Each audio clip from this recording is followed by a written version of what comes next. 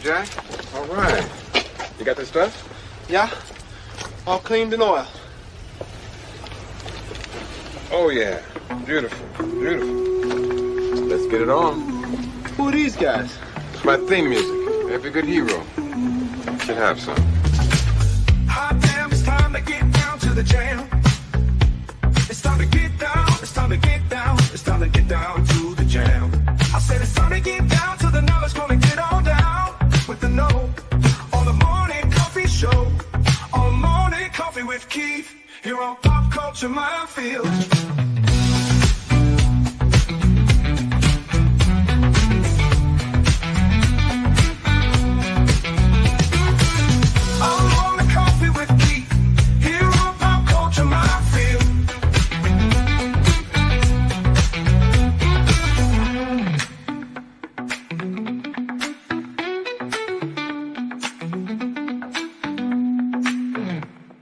Excuse me, can I get a cup of coffee?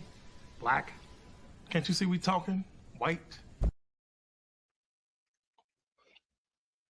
Good morning, everybody. I feel like we should have started off with a happy birthday song, but given what I know now. Oh no, I couldn't do that to Keith. No. Well, firstly, let me apologize because I didn't explain it well enough. But today is not actually my birthday. This was meant to be a pre-birthday bash because my birthday will have already happened by the time we do the next show. And as I've explained before, for years doing Pop Culture Minefield, one of the things that you could say led to me becoming the person that I am is that I share my birthday. Yeah, share my birthday with the Star Trek series. I was born exactly 2 months to the day that the show premiered. Before or after? After. I'm slightly younger than Star Trek, but basically the same year, but 2 months to the exact same day.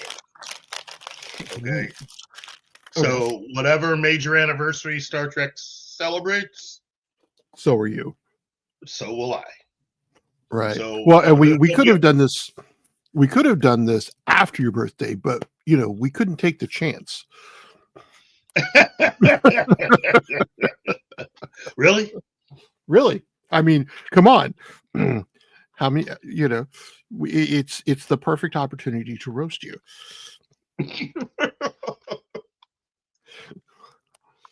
That is true.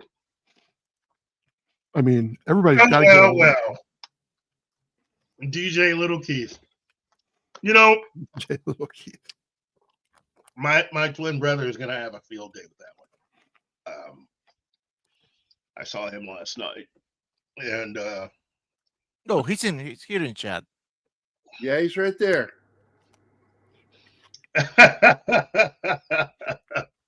That's not my twin brother, though. That's my youngest brother. Hey! See, happy early birthday.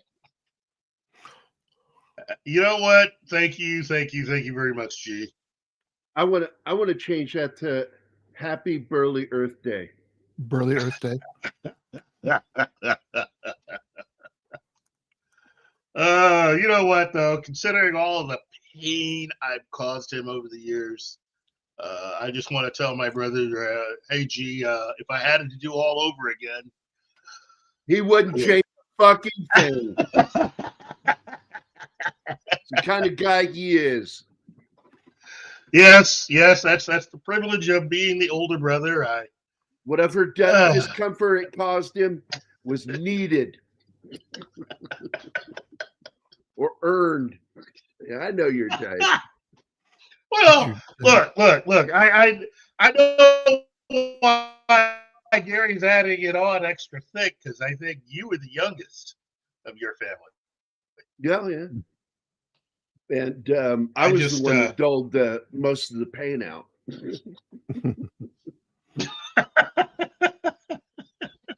So they got back at me by making me afraid of everything. Well, there you go. Look, having my birthday at this time of the year is kind of cool. because I get to celebrate my birthday 2 weeks from my birthday is the birthday of another set of twins that I know, really good friends of mine from high school. Yeah, we twins are everywhere, man. Oh, wait a minute. Hey, man, I was told there was going to be a roast, and I'm hungry. Yeah, there'll be a roast, all right. And he says, thanks for not smothering me with a pillow while I slept.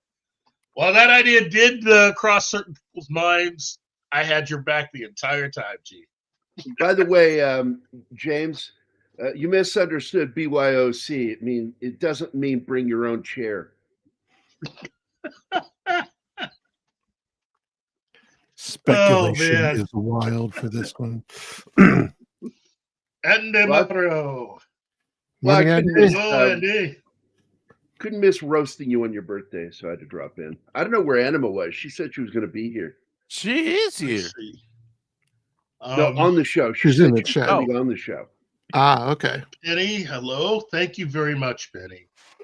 Getting into the bed to warm up. Oh, geez, Andy. Don't need you hurting, man. Well, thanks for wishing me a happy birthday. Yeah, it's a good thing Andy was quick on the keyboard, because when I first saw that, I was gonna give him shit about having a man flu, but then it's the spine, and I'm like going, oh crap, nope, okay, yeah, totally down with that. There's no drug. I'll tell you this, Keith. By the way, my dad's birthday is in November 25th.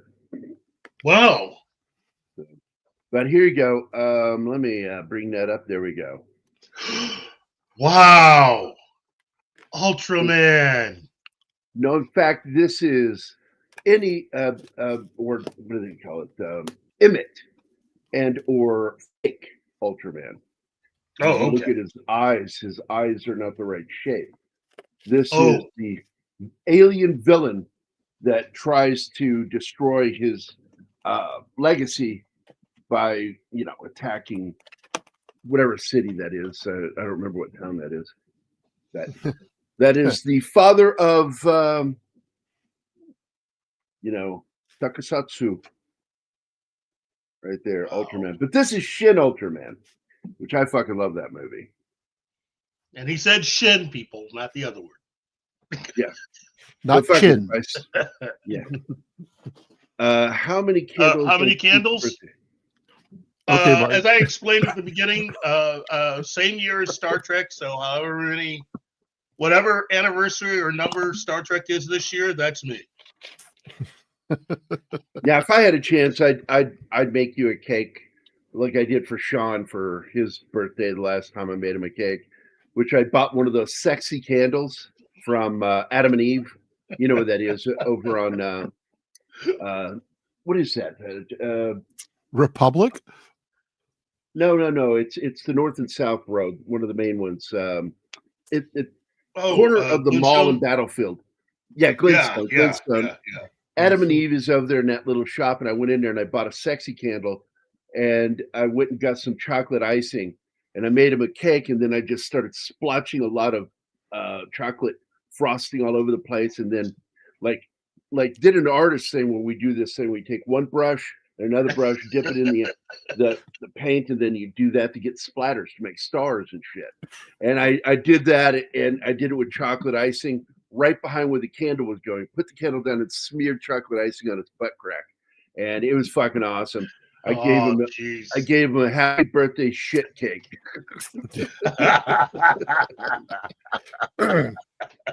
Gary, only one candle. You're officially banned from making birthday cakes for me. No, he just had, the funny part is he got drunk, and when he gets drunk, Mac can talk him into almost anything. So he decided to up the shit cake by taking a pizza box and taking a crap in it and sitting in front of his wife. Oh, jeez. That went over well. So Mac is not allowed to come to any of my birthdays. Yeah, just doesn't even show up. Yeah, because he can talk Sean into doing anything when he's drunk. Man. So everybody's wishing you a happy birthday. Look at that. Right? Almost. Oh, well, awesome one. I've been here. I've been doing this show. Right? I've had a lot of personal life stuff happen where I'm not seen as much doing a lot of other things, but you can always find me right here every Thursday. In that respect, you know, It's you can Tree roast me Rock's on Thursday. birthday. Really? Yeah. Tree Rock Creation. Oh, okay. Cool. Happy Well, birthday, dude. Wow. Well, no, Tree Rocks is today. Oh yeah, So Tree happy- Rocks is today. That's cool. That's cool. You know what? We'll just celebrate that too.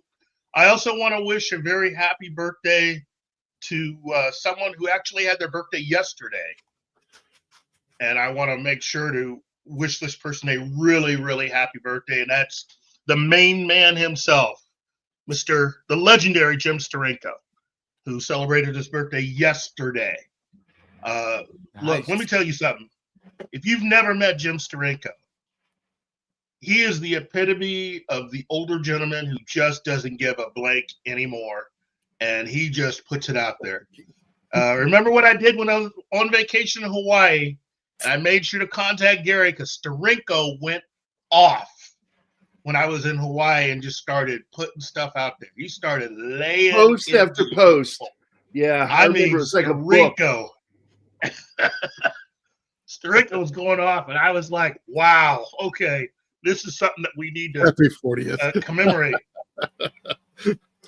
I'll take it. 40? Yeah, I remember 40. I think Real Popcorn Geek wants something from you. He's buttered you up. Uh-oh. Well, you know what? Since I am hosting and he was nice enough to wish me a happy 40th birthday, I will say that on whatever you really wish from me, you can basically get it from my other twin brother, whom you know as Robert Meyer Burnett. So, yeah, I don't know about him today, man. Like everybody's shitting all over the new Predator film, and he comes out and gives a drunk review of it. It was wonderful. I was just like, I saw that, and I'm like, moving along. Moving along. He and I are gonna have to hang out sometime. I'll set him straight. Look, I've already kind of got part of my present already in advance. I would like to. Was it? Oh, from Mel? Yeah, I'm sure you did. I wasn't talking about that. I was talking from the new owners at Paramount. So it's looking like the Kelvin universe is now no more. It's bye-bye. It is bye-bye. Not Now, just the Kelvin universe, but Alex Kurtzman's little corner of it. well, hold on. Wait. There's still a chance for Kurtzman to come back. I have to be fair and put that out there. The contract that Paramount will present to him officially will allow him to continue to work. It's just that it'll be altered a bit if he decides to come back. The it can only be 1% Alex Kurtzman. Something like that. None of that 20% shit anymore. It's like 1% Alex Kurtzman, 99% classic Paramount. Yeah, classic check. Well, basically, Well, wouldn't even 1% be too much, Alex Kurtzman? Yeah, I just wanted to say I wouldn't even want one. Give me zero. It's sort of like walking up to me and saying, "Hey, Gary, I promise not to touch your entire lip with my penis. Just 1% of it over here." My answer is no. Still no. Not happening. Didn't need the image. What are you afraid of, Gary? I'm afraid of being turned gay. I might like it. No. You never know. You never know. Oh, wow. Oh, I'm never going to Genghis is here. That one. Hey, Genghis. Hey, look, I'll tell you that much. My brother and I used to laugh about that all the time when we first moved to the Midwest because we didn't know what to expect. We thought, is everything going to be like Deliverance? So no, just you got to head down to Georgia to find that. Yeah, you got to go all the way down to Georgia for that. Okay, you're not saying it right. It's Georgia. Oh, I'm sorry. Well, I'm from Virginia, where I got into a verbal fight with a guy at the official greeting station of Georgia called Waffle House. They've got one on every exit ramp. That's their freaking embassy. Yeah, I know. Like, I'm serious. I'm not shitting you guys. You get on the Roswell 400, man. Some exits have a Waffle House on each side of the fucking freeway. Wow. It's crazy down there. And I got in a fight with this guy, and he's like, "Man, you from Virginia? Boy, you ain't Southern." I said, "What did you just say?" He said, "You ain't even Southern." I said, "Where do you think most of the fucking Confederate fucking generals are from?" Not Georgia. They're from Virginia. Where was the the DMZ of the Civil War started? Virginia. Where were a bulk of the battles fought between the South and the North? Virginia. So I said, name me one famous fucking Southern general from Georgia. The entire fucking command. Where was the capital of the South? Virginia. That guy got so pissed at me he wouldn't serve me. I'm like, that's good. You don't look like you wash your hands. Oh. Wow. You know what? That's one of those things that traveling with Gary is always fun, very entertaining, and just a lot of me just going, "Wow, I can't believe you said that." And a lot of the times you want to amputate your inner eye for all the images he's giving you that you never needed to see. That's true. Right. That's true. Look. I cannot say that being Gary's friend all these years hasn't at least created a lot of moments where my expression will be, "Oh," and my inner voice is saying, "What the hell just happened?" That's absurd. I think that time when I first met him and I said, "Oh man, I moved away and lost my one black friend. Do you know any black guys I could be friends with?"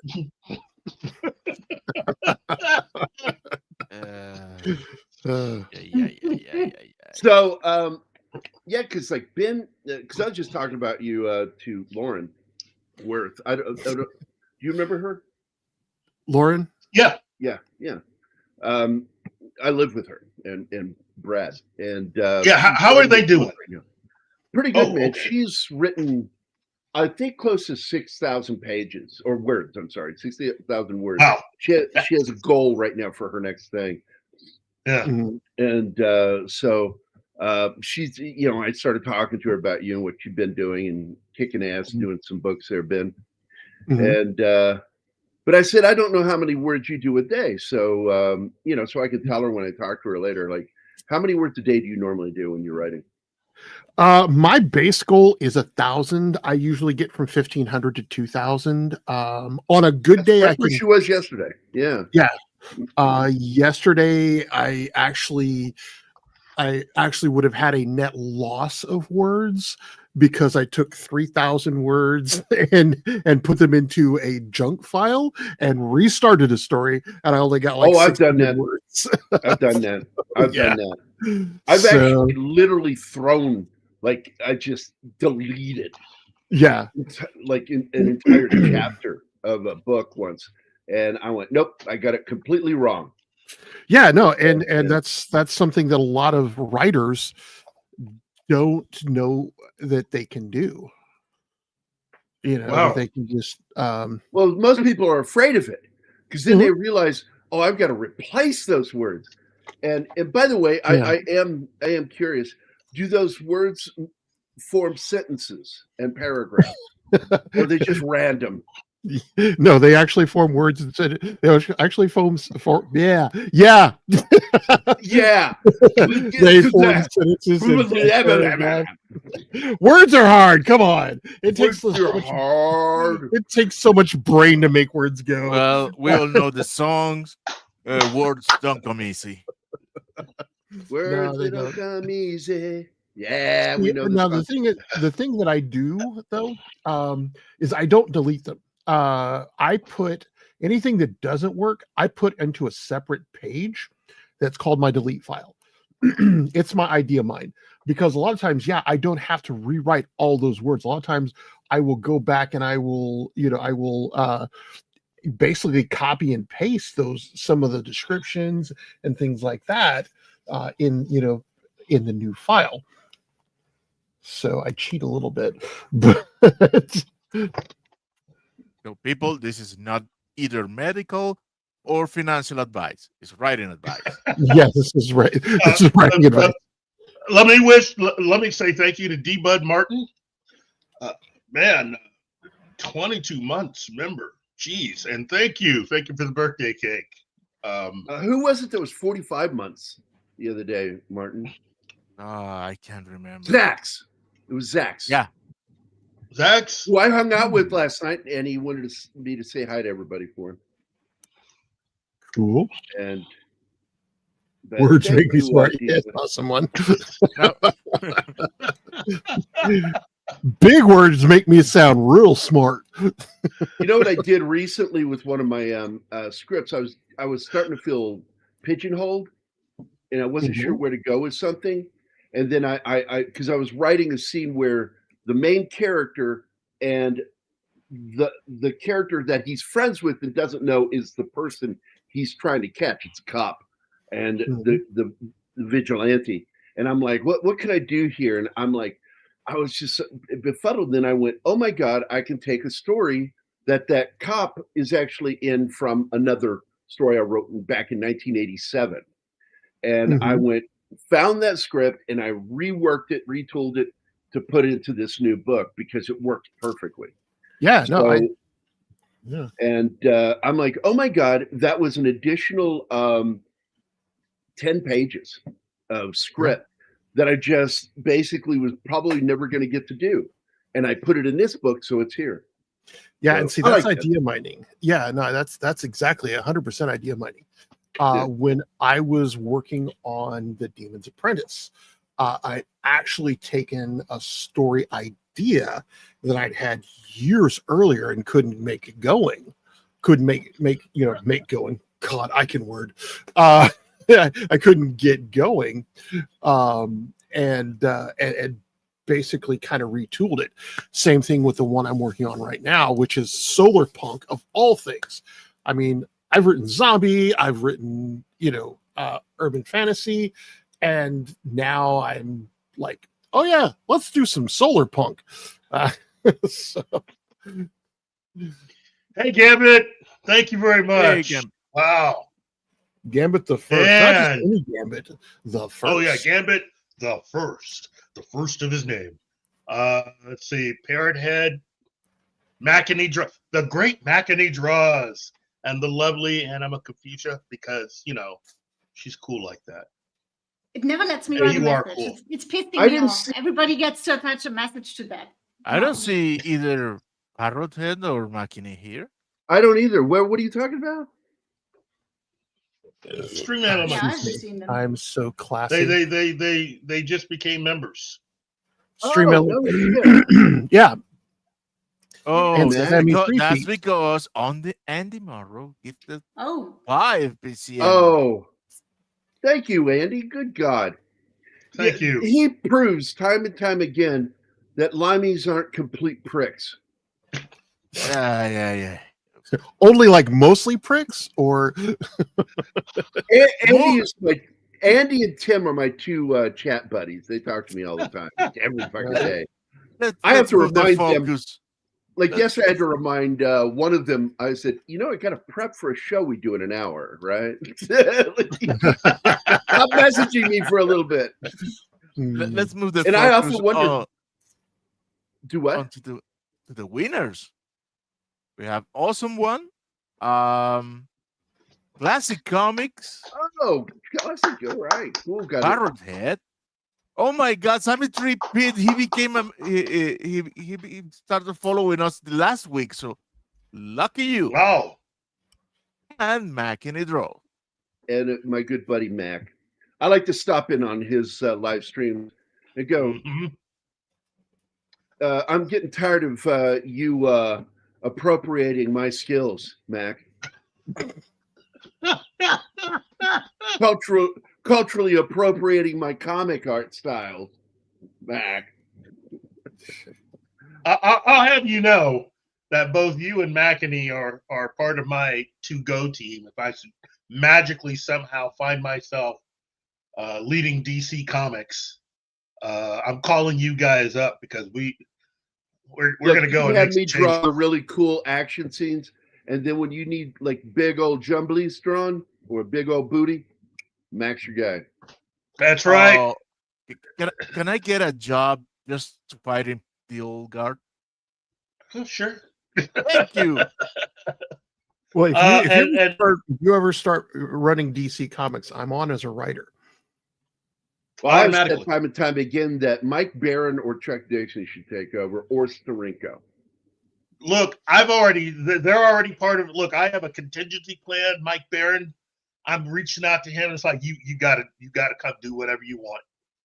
You know, all kinds of. Surprisingly, a lot of these are people that I met doing these shows. But Gambit the First, I am 59. I'm the same age as Star Trek. So next year when Star Trek celebrates its big anniversary, or as I've come to know it, the anniversary that it looks like they're going to do next to nothing for, that'll be my year too. So don't Keith forget- will be 59. which is not as exciting as 69. Whoa. But don't forget, Keith, that on our show, our channel, Chuck Dixon openly admitted to stealing from me. Don't ever forget that. We need to give Andy his video. Andy? We have a video for Andy? No, a thank you video for the membership gifts. Oh. Yes. Oh, yes. right. Mr. Producer. Yes, Mom. Shut the fuck up. Here's Johnny. No, I got this. For that, you get the head, the tail, the whole damn thing. Yeah.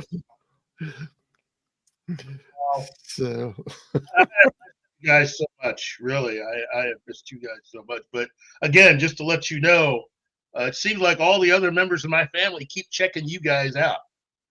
You know, I mean, James God. for me, but for some reason, you know, I think it's just too much to ask for them to at least come on in and at least say hi. So, but that's fine because we know how much they love Gary. You know, I'm thinking the first moment they get, they'll just trade me out for Gary. So. They just like the fact that I dish out slaps. When you're slapped, you'll take it and like it. And James loves the theme song. I mean, he keeps talking about it. Oh, I gave him the full version. I know. I get it. It's like, gee, come on. Do I got to rent you a song or something to get a little love out of this? So, But anyway, that's I'm going to probably get Mosey in here, but just a reminder of what Chuck did. Chuck did steal from me, but he told me he was going to steal from me because he liked something I wrote down one day. And he said, "You really said that to someone?" I went, "Oh, yeah." And he said, "How did it work?" I said, "The guy got chicken shit and walked away from me," because I said, "The guy started fucking me. I'll fuck you up, man." I turned around to him and I said, "Dude, I can kill you more ways than you know how to die." I love And it. I scared the shit out of him when I said that. And so Chuck goes, "I'm stealing that." And I went, "Oh, are you going to give me credit for it?" He goes, "No, I'm stealing it." I'm stealing it. That's what stealing is. And then when he came on the show, I brought it back up again. I said, "Are you ever going to give me credit for that?" And he goes, "Nope. I'm never going to give you credit for that." He's a dick. All right. Anima, are you ready for us to go start prepping for the weekend? Yeah, we have 2 movies to watch. So Yeah, a lot to do today. Ben, Martin, Keith, and everybody in the chat. God, everybody. Who do we got out there right now? We got Sally Forth is here today. Real Popcorn. Yeah, Geek. hello, Sally. Mrs. A, not to be mistaken with Mrs. A, who is my teacher, who would never watch one of our shows. But I love her, and she's always been nice to me. I don't know if she likes me, but she's always nice to me. I think she just tolerates me. And James Moncrief, awesome one. Sentai Ranger Donnie is here today. I can't even remember the last time I saw him. Man, yeah, he gave up on my shows. Tree Rock Creations, Genghis Khan, Gambit, and Cam's Crash Courses. Good to see all you guys. Hope everyone. Oh, James Caserta's here too. Better write that name down, Martin. Is it? It is written down. I didn't see that. Where? You know what? I think a lot of people are showing up, not just for my birthday, but today is also my big free-for-all day where they get to ask me questions and I get to answer. And You get ask like an AMA and ask me anything. yeah, ask me anything. That's what I call my free-for-all days. So, but I've already answered 2 or 3 questions today. But yes, I will be officially 59, and I'm enjoying this. You know, every age is different. This will definitely be a very memorable birthday because I will get a new grandchild in a few weeks. So That is exciting. yeah. So I am leaving. That's the other thing. I'm not celebrating my birthday with my twin brother because I'm gonna go see my oldest and his wife, who are getting set to welcome their newest member. And You got a question? let's see, how many pairs of underwear do you go through in a given day? Well, that depends. Somebody kick that guy. So what you're saying is it's not underwear.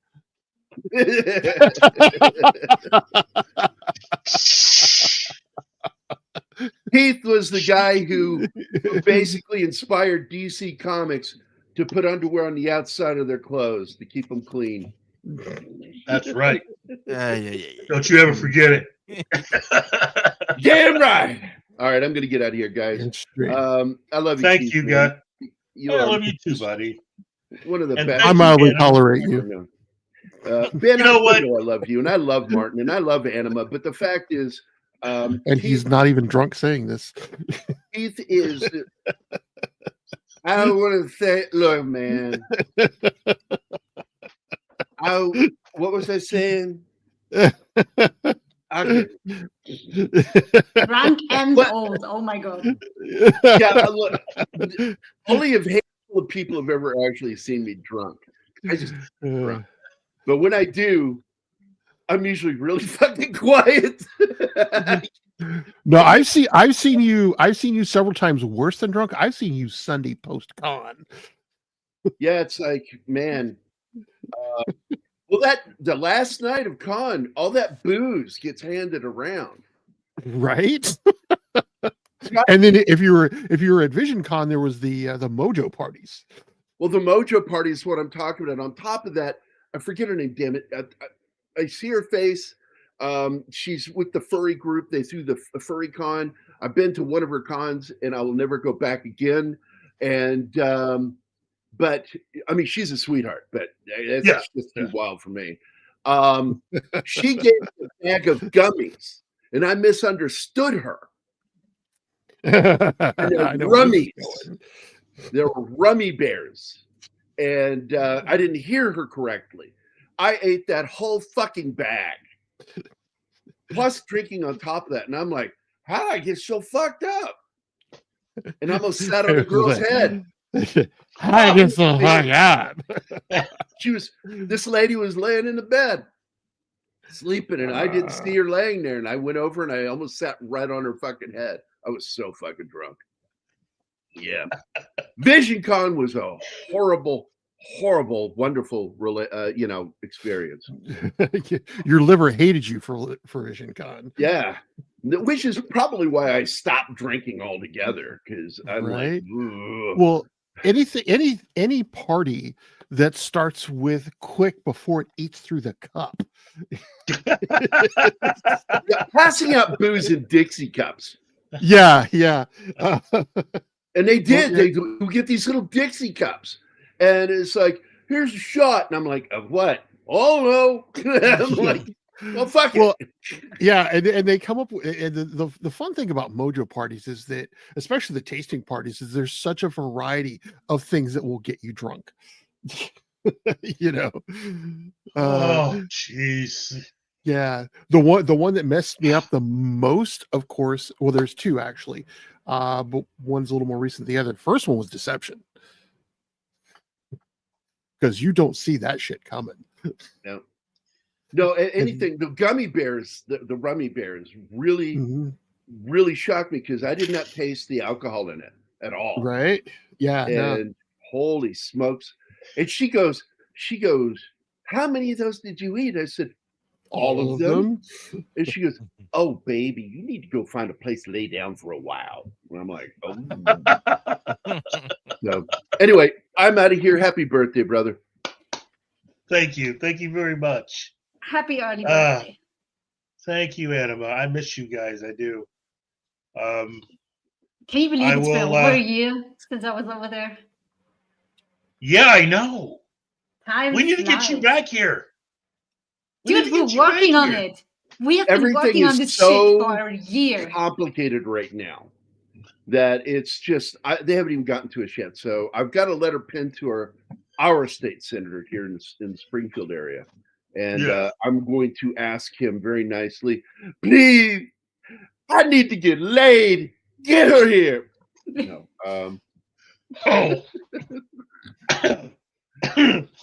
Up in a pillow is just not right. You just say that, Martin. Shut up. Oh, okay. Yeah. No, All right, we're out of here, guys. Okay, Ben. I broke Ben. Ben's broken.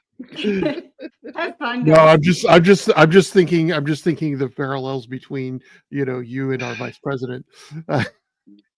Hey, I got to tell you something. I love Marines, man. I fucking love Marines. They're crazy. But I last night on Zax's thing, he says, "How gay are you, Gary?" I said, "I'm so gay, I made a gay son." Anybody? No, I did.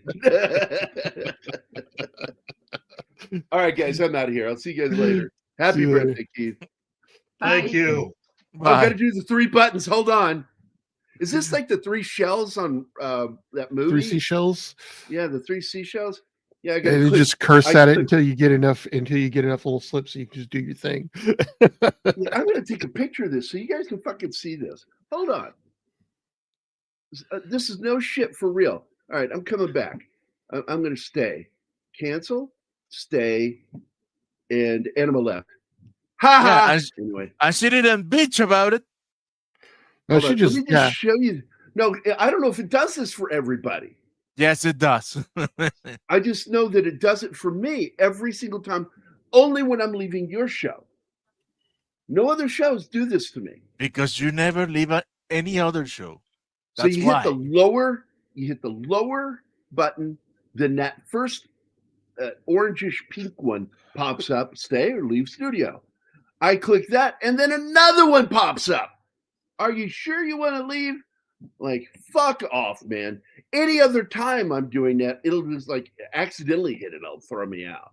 I'm like, but no, for some reason on your show, it's like, are you sure? Because this is the only thing that makes you cool, you know. All right. Fuck you guys. All right. See you later. Bye, Gary.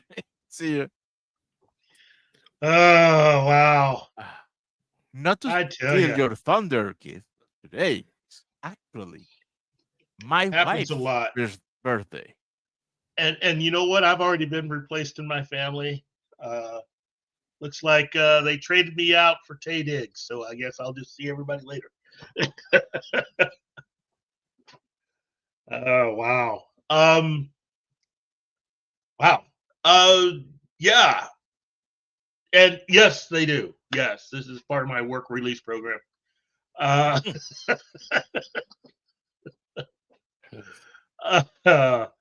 oh yeah, okay. Cam, nice seeing you, Cam.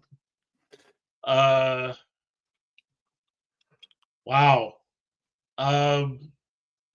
Wow. Anyway, Do they allow where shows was like I? this? I feel discombobulated now. Mm.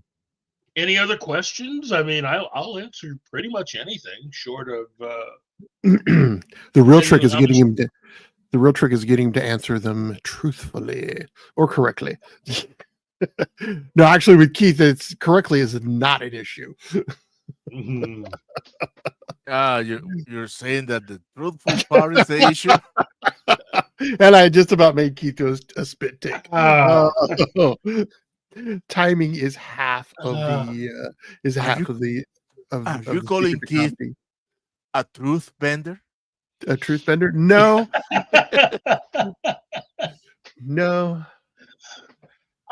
I will say this. It's not that I hate current Star Trek. I just wish the people doing it actually were fans. That's it. Oh, no. I do hate it. No. What we hate, what we're hating here is what's being done to Star Trek. Yeah. It's unfortunate because I really enjoy the actors. I really enjoy a lot of the work that's being done as far as set designs, but they are spending way too much money per episode. That's one thing. That's really one of my things as a longtime Star Trek fan is that we're getting all this bad stuff, and they are spending more money per episode than they ever have in the history of Star Trek per episode for a lot of this stuff. And the other irony, as I pointed out in one of the previous shows, is that by the time they're done with Kurtzman Trek, by this time next year, there will still be not enough episodes in total to take them much beyond the original series and a good portion of Next Generation episodes, and that'll be about it. Well, it's almost like it's going to be a blip overall. And the sad thing about Kurtzman's Trek is he's got some talented actors working for him. Yeah, but that's the thing. It's how talented is the person that's actually running everything. And as I was saying to my brother the other night, the problem with Alex Kurtzman, and I think this is what they've uncovered too late at Paramount, or I should say at CBS, because it really is CBS is responsible for all of this, is the fact that you have a guy who has had some legal issues with writing things that seemingly other people have already written and getting in trouble for it. And especially in the case of one particular film, that they never disclosed how much money was given as far as damages go. But he never had to admit wrongdoing on his part, even though it cost the studio and the production a lot of money to settle. And this is prior to Star Trek.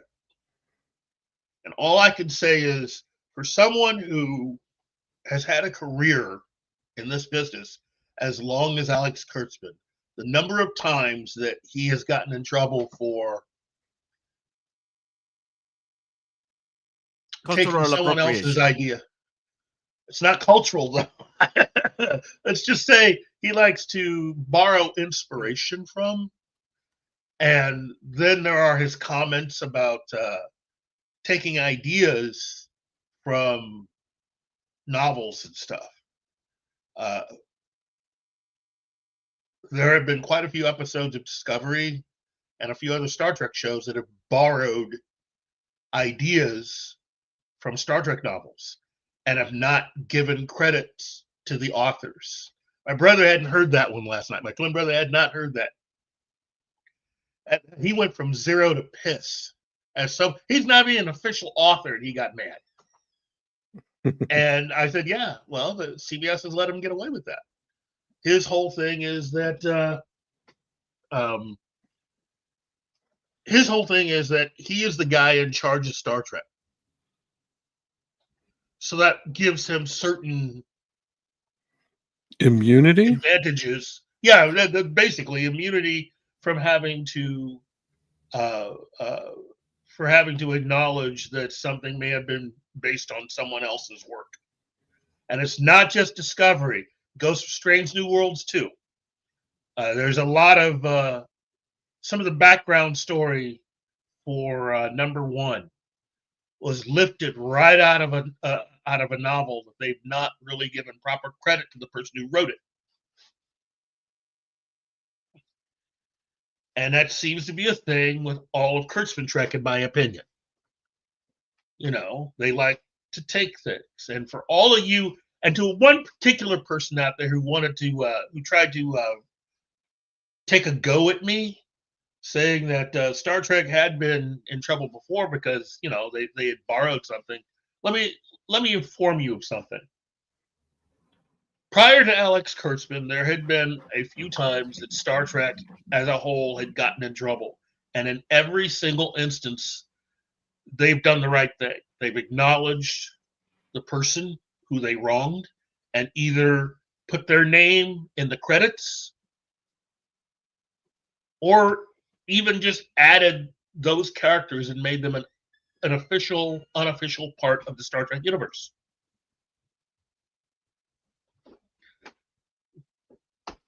So far, Kurtzman and his people have done next to nothing except have interviews and kind of, in their own way, kind of laugh about it. That's why Kurtzman Trek needs to go away. And I know there are some of you out there that are fans of this stuff. And again, this is not anything against any of you guys. I have nothing against any of the actors. I have nothing against any of the crew people who work on those shows. I save all of my vitriol for the producers, Alex Kurtzman, Akiva Goldsman, and the writers that they've had on staff. That's who I aim everything at.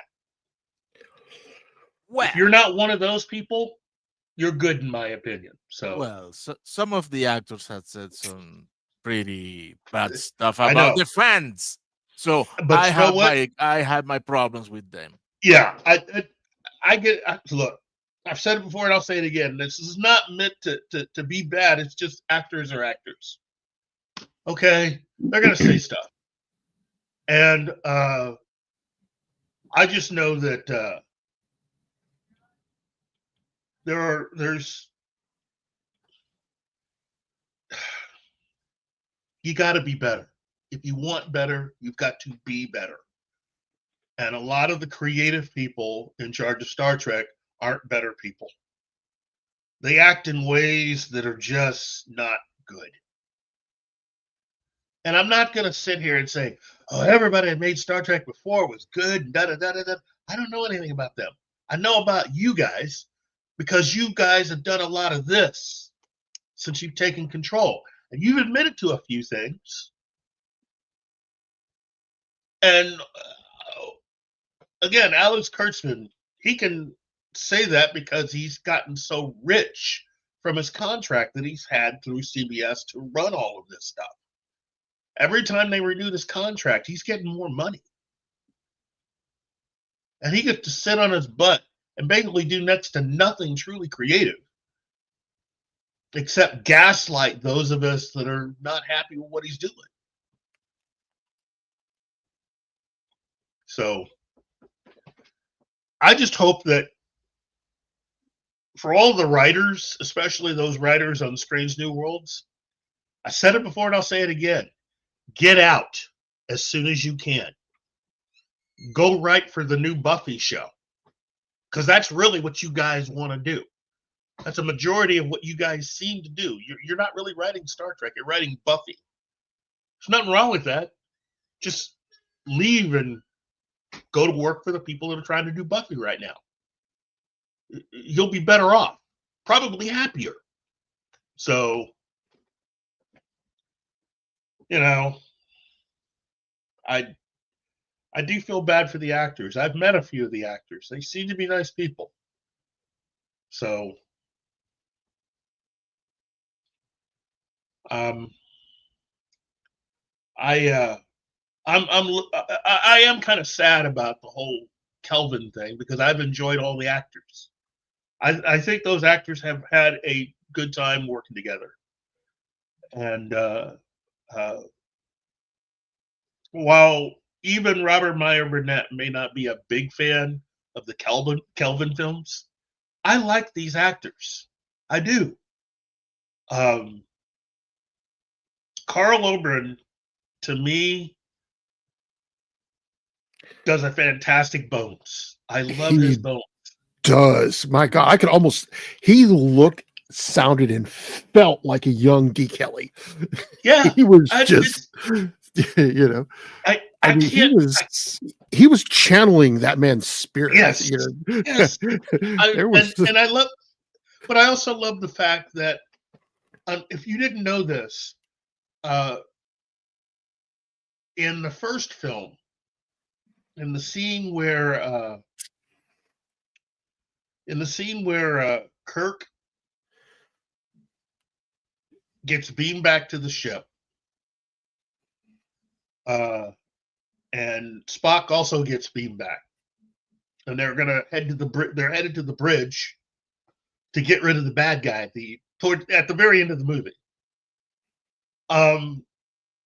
Scotty's there, having beamed them back. Well, if you take a look, there's another guy wearing a red shirt also. He's wearing one of those, he's working back there and he's shaking his head, kind of surprised how Scotty was able to pull that off. You guys got to know that's Chris Doohan, yep. James Doohan's son, the original Scotty. JJ didn't have to put him in the movie, but he did. Right. Because that's what fans do. Yeah. Well, yeah. I mean, but, Gary Sinise would have been as good as McCoy, too. Yes. You know what?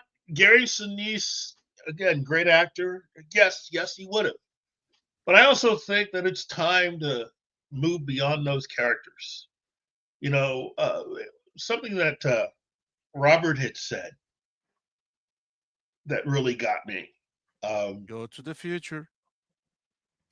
Yeah, it's about just going to the future. Star Trek's always been aspirational. And it's time to basically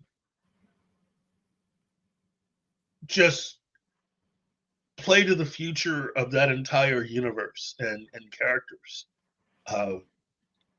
The success of the Next Generation proves that you can make Star Trek anew.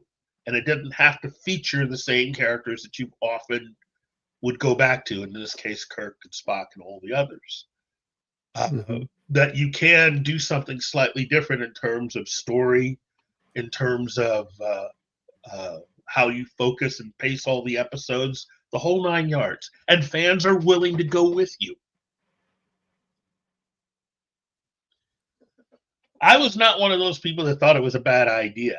I remember I kept reading issues of Starlog and other things when they had announced they were doing the new show. So I was beyond excited because they kept publishing like some of the drawings and art design for the new show. So I was beyond excited to see this. When you say the new show, you're talking about Next Generation. Next Gen. Okay. Yeah, going into Next Gen. I know that there were a few people that were, oh no, we don't. It's not Kirk and Spock. It's not Star Trek. I was kind of excited to see something new because I like the fact that Gene was involved. So was Dorothy. And David and a few others that had worked on the original series. My whole thing is, if Gene's involved and he's brought people from the original series to help him do this, I'm down. That was my thinking. Now, I wasn't completely down with everything they did in the first season. I thought that the Naked Now was kind of a cop-out. You took an old episode and you just sort of put new characters in it. Oh, they did that with at least 3 episodes. They rehashed an episode of the previous show. That was weak. Yeah. Yeah. And the whole first season was weak. I have heard people say that even the second season was weak. I do not agree. I just think the only weak season was the first one. Well, they had a lot of turnover when it came to the writing, and they fired a lot of people in those first 2 seasons. Oh, wow. Yeah, 70 years old. Yeah, but still, you got to give it up to Gary Sinise. I'm so look, James Caserta. He's Colonel Green. Colonel Green would be a great character to have. Unfortunately, a lot of the people doing current Star Trek under Kurtzman have no idea who that is. And Gambit the First, the MJ biopic, gets its first trailer. Long delayed. Yeah. Look, do a good biopic. People will show up and love it. If you're doing Michael Jackson, that movie better not suck. That's all I can say. It better not suck. I mean, look, I was only a little bit worried going into Bohemian Rhapsody, and they knocked it out of the park. So if you're doing Michael Jackson, just don't suck. That's all I can say. Just don't suck, because you will get hate upon hate upon hate if you mess that movie up. That's all I can say. Ooh. You think Star Wars people got it bad? Oh. No. Yeah, good. Ooh, Brian Dennehy as Scotty, second 5-year mission. I think Brian is too old Long gone. now. But his daughter is a really good actress and a really good Trek actress. But you cannot convince me that she's Scotty. No. I mean, she's already played a pivotal character in the Star Trek universe. Really? Yeah. Please. Elizabeth Dennehy. You don't remember her character? She came on for a pivotal grouping of episodes. In fact, the episode she appeared, the 2 episodes she did, became part of the big turnaround for all of Star Trek. Best of Both Worlds, parts 1 and 2. Oh, was she the admiral? She was the lieutenant that came in wanting Riker's job. Mm. She was the one that was supposed to be heading up the task force to go after the Borg. Remember? And it's supposed to have been that Riker, Picard had a conversation with an admiral, and he had made the remark that it looked like hopefully that Riker won't turn down his next shot at command. And Picard didn't even know he had turned down a shot at command. Oh, Commander Shelby. Yes, Commander Shelby. That's Brian Dennehy's daughter. It's like, what the? It's like Shelby. Yes, James. Thank you. So that's Elizabeth Dennehy, and she did a fantastic job. Because I have to admit, I didn't like her at first. It's like, dude, don't like her. But she's good. She's effective. I will say this, though. Now, with all of this other stuff said about Star Trek and everything else, there's an opportunity that they have to go forward with the 7 of 9 show. Okay? But here's the thing, and I need to ask this. Those of you who were really big into Picard Season 3 and enjoyed everything you saw, okay? Almost. Almost everything you saw. But you're ready for 7 of 9 and the adventures of her and her crew, right? Star Trek Legacy. Well, okay. So, Martin, I know you're not, but I know that there are people out there that Wait. Yes, the premise sounded sound. Yes. But I would have still preferred to have the oh my god, I forgot the name of the captain who died. Oh, Captain. Oh, jeez. Liam Shaw, Captain Shaw. I would have preferred have Captain Shaw and she as his number one. I would have. Well, here's the thing. You might just get it in a way. How? So he's dead. No. Here's what I mean.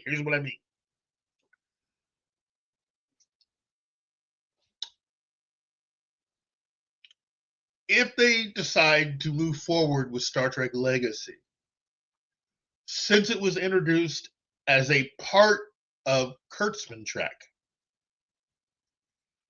you got two choices. You could extend the contract to Kurtzman and pay him. This is how it goes. This is how it goes. You can pay him and have him make the new series. Or you can pay him to not do it. I will pay you to stay in your home. I will pay you to not touch this. Or they can go ahead, let the contract run out, and make a version of Star Trek Legacy that is more in keeping with everything that they actually own. Meaning that if you use any character that was actually created under the Kurtzman's license, you have to pay him. If they decide to do Star Trek Legacy, they're going to have to get rid of a whole bunch of characters and make some changes. So here's your deal. You can have 7 of 9 as the captain of a ship.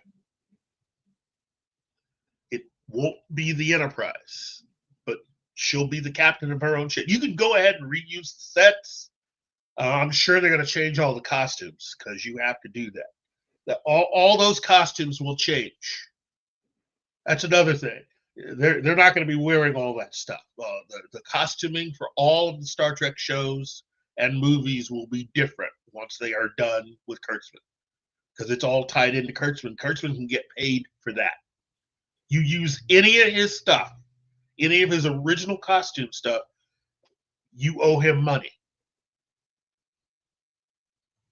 Sadly, that's a sad thing because I really, and don't hate me, but I really like the design of the new Enterprise. I wouldn't even touch that. I would go back and have some of the classic designers redesign, because a lot of people don't know that that's what Kurtzman ended up doing for Picard. The actual ship design that they had, that's a redesign of the original ship. So he went ahead and redesigned it. So my thing is, oh, well, if that's the case, then you can just redesign it right back. You know? My thing is this. You're going to get Star Trek Legacy. You're going to have 7 of 9 as the captain. And that'll probably be the only thing that'll stay the same. That's it. You can't have young Picard because that's a character that was created under Kurtzman. Geordi's not going to have 2 daughters. That's under Kurtzman. You're not going to have Raffi. That's under Kurtzman. Now, Oh no! you can invite those actors back, but they would have to play different characters with different backgrounds. Now, a way that you could get away with doing something is this. Instead of having 7 of 9 and Picard's son, you can have 7 of 9 and Riker's son as second in command. You can make that kind of change. Wait. Wait. Yeah. You're talking about So Wait. if Jordy had 3 daughters. Or you can just have Geordi have nothing but sons. now. Are you talking about discarding the whole quote canon unquote? There is that no they have? no. No. It's all under Kurtzman. All of that stuff can go. Okay? You can have a TV show called Star Trek Legacy with 7 of 9 as the captain of a ship. Everything else you have to change because it was in Picard. Okay. Even the things that occur, even the events. All of it. Yeah, you can't use that. The events are under. Okay, Kurtzman. don't use it. But what you're proposing right now is contradicting some of them. No, that's okay. No. Here's the thing. If you decided to do it, you can create a whole new background. Hello. Hey, good morning. Tia Tele. Here's what you do. And this is what the rumor that I heard is that, and I heard the rumor that they've already secretly kind of made some moves towards this direction because of everything that Kurtzman has his claws into. Look, any character, any technology, ships, whatever that existed prior to Kurtzman Trek, prior to Discovery and all that stuff, anything that would have existed anyway on its own, Paramount has the rights to. That's all part of Star Trek. Anything that was new, that was invented under the Kurtzman contract, Kurtzman gets to claim. He gets part of it, meaning you could use it, but you're also going to owe him money.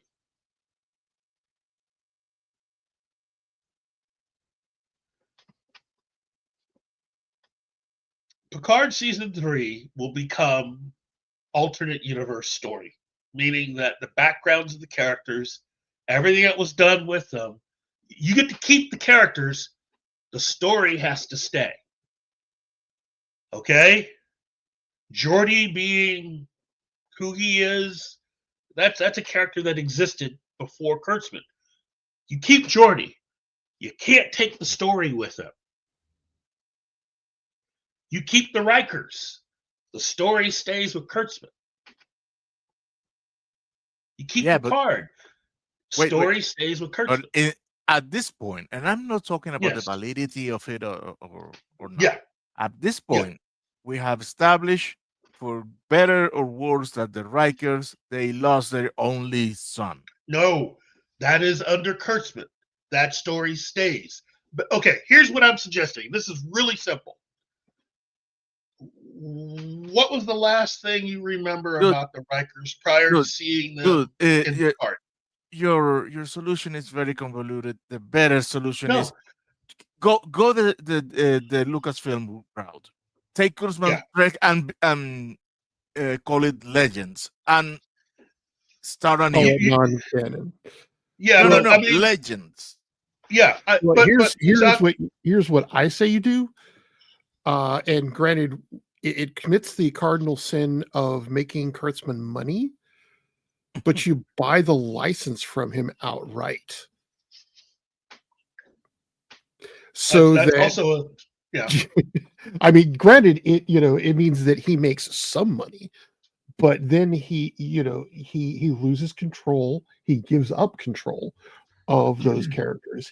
He's no longer, he's no longer associated with those characters, and he has no say, and he's not making any more money from them.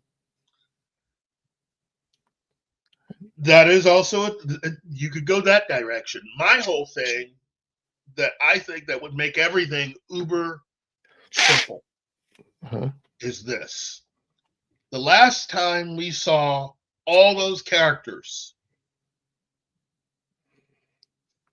was on the last movie that they did. Yes. So now guess what? You just you tell somebody, hey, guess what? You get to make up a brand new history for these characters after the events of Star Trek Nemesis. That's it. So you're wiping out the whole. It's all because nothing really See, goes. it is the same thing that I was saying, except that I was being a little less harsher to the fans of this one. Don't erase it from existence. Do like this, like what Lucasfilm did with the expanded universe. No, it is, but it is a set aside.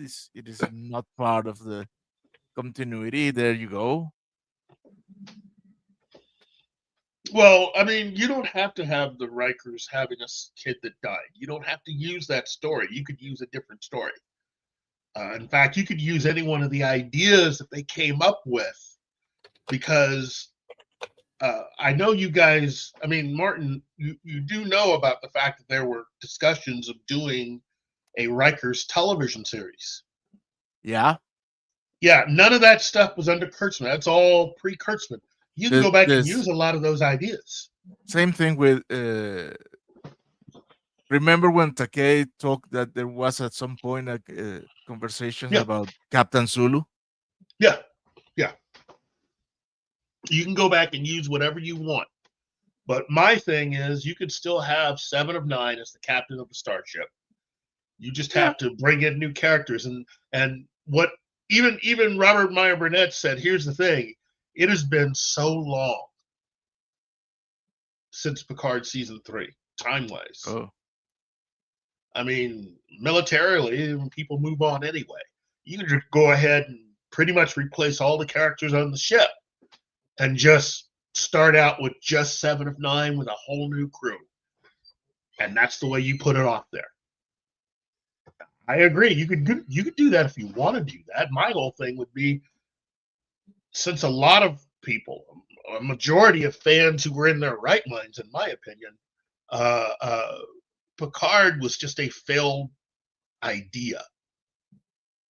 This whole thing about making him a robot, android, whatever you want to call it, and all that other goofiness, just get rid of it and write something better for all the characters. The thing is, you just can't use any of the ideas that have been used for any of the things that Kurtzman came up with. And my whole thing is like, Star Trek's big enough, you can come up with new stuff. You don't have to use any of that stuff. Yes, go to the future, please. So you could do it to where Picard becomes the new head of Starfleet, the new head of Starfleet Academy.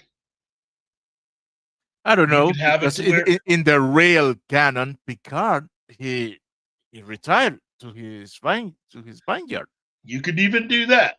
You could do whatever. You could have the Rikers having had 5 or 6 kids instead of just 2, or you could rewrite it where they only have just 1. There are many different versions, and you don't have to stick to what Kurtzman did. Because it's not something that you have to keep. None of that. Hello, Pope. Pope. Thank you very much. I'll take it. But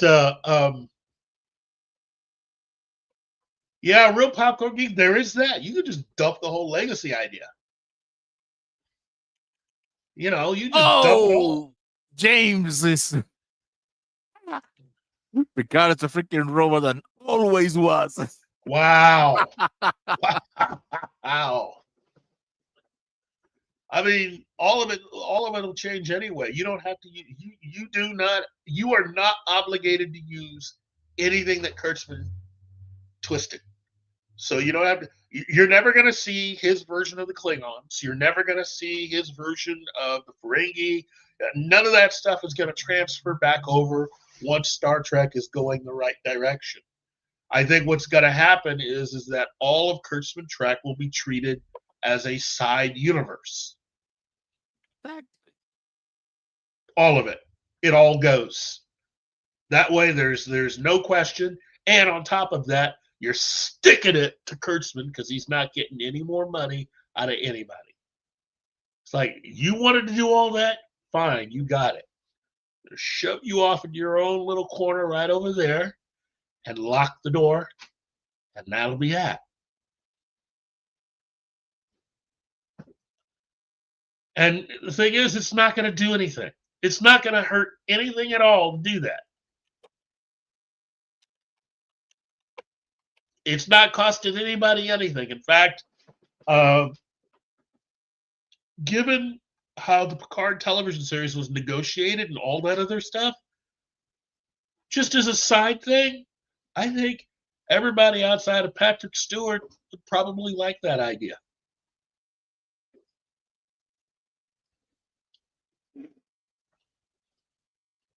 Just say it. I kind of agree with him. It only took me an episode to realize that the Picard thing was dumb. You know, if you go past episode 2 in the first season, then you're a clip for Punisher. It was just dumb. It was just, oh God, it was bad. And my thing is, I don't want to give anything to any part of that because it was so bad. Dude, the best part was, we have a bird of prey with a transporter. We want to abduct these people who are in a public space. Instead of just beam them up, no, we beam down operatives to grab them and then beam them. Oh my God, what the fuck? Jeez. Oh God, that was so bad. That was so bad. And then season 2, and with Q, and it's just like, yeah, you don't have to use any of it. You know, I have often said, you know what? It's a good thing that he did all that, because now we don't have to worry about using any of that. Anybody tries to do anything remotely like that, we can just say, nope, already did it, didn't work. Move on. And again, I liked all the actors. I did. I liked the actor that played Picard's son. I think he's a good actor. At in my personal opinion, I thought he was a little too old to play the part. Yeah, maybe. Because Picard's son should have been at the very least, Picard's son, he and Beverly's son, should have been, at the very least, been about 19, 20, 21, 22. If you're going the actual number of years since the last time we saw them, and you have an actor that looks like he's close to being 40, that doesn't work. You know, that does not work at all, you know. So I just think that it's just easier, and I like the character of 7 and 9. Whoa! Brian's here. Hey! Thank you very much. And you know what, Brian, you really don't age young, man. You don't. You're good people. It's all that scotch. He preserved.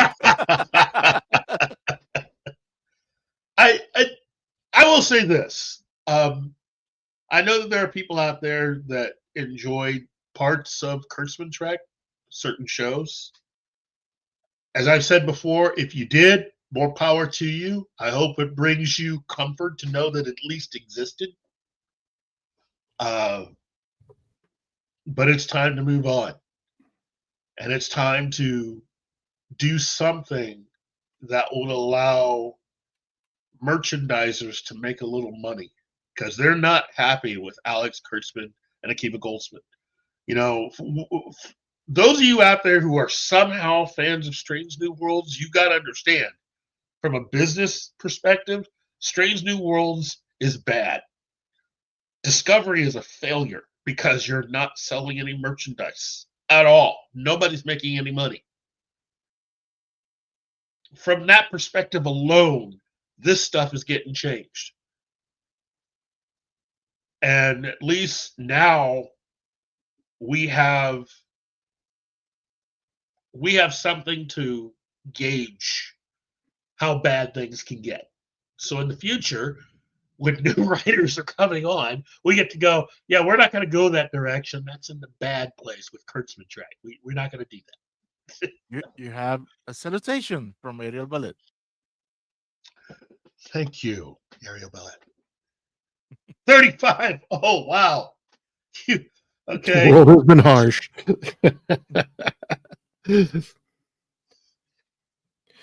Checks in the mail.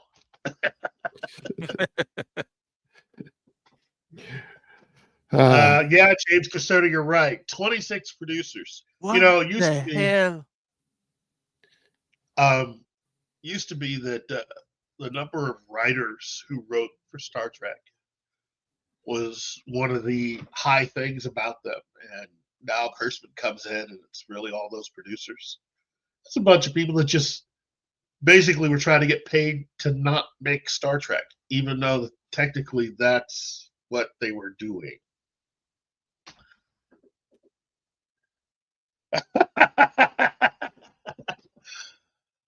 Harsh is the new word. So bear in mind, when Keith first started this show, he had 20/20 vision and just, you know, black hair, you know, his beard was completely black. It was hard to tell, you know, but after only 2 years of this, you can. Well, from my perspective, this is what Pornhub looks like. Somebody's doing something wrong.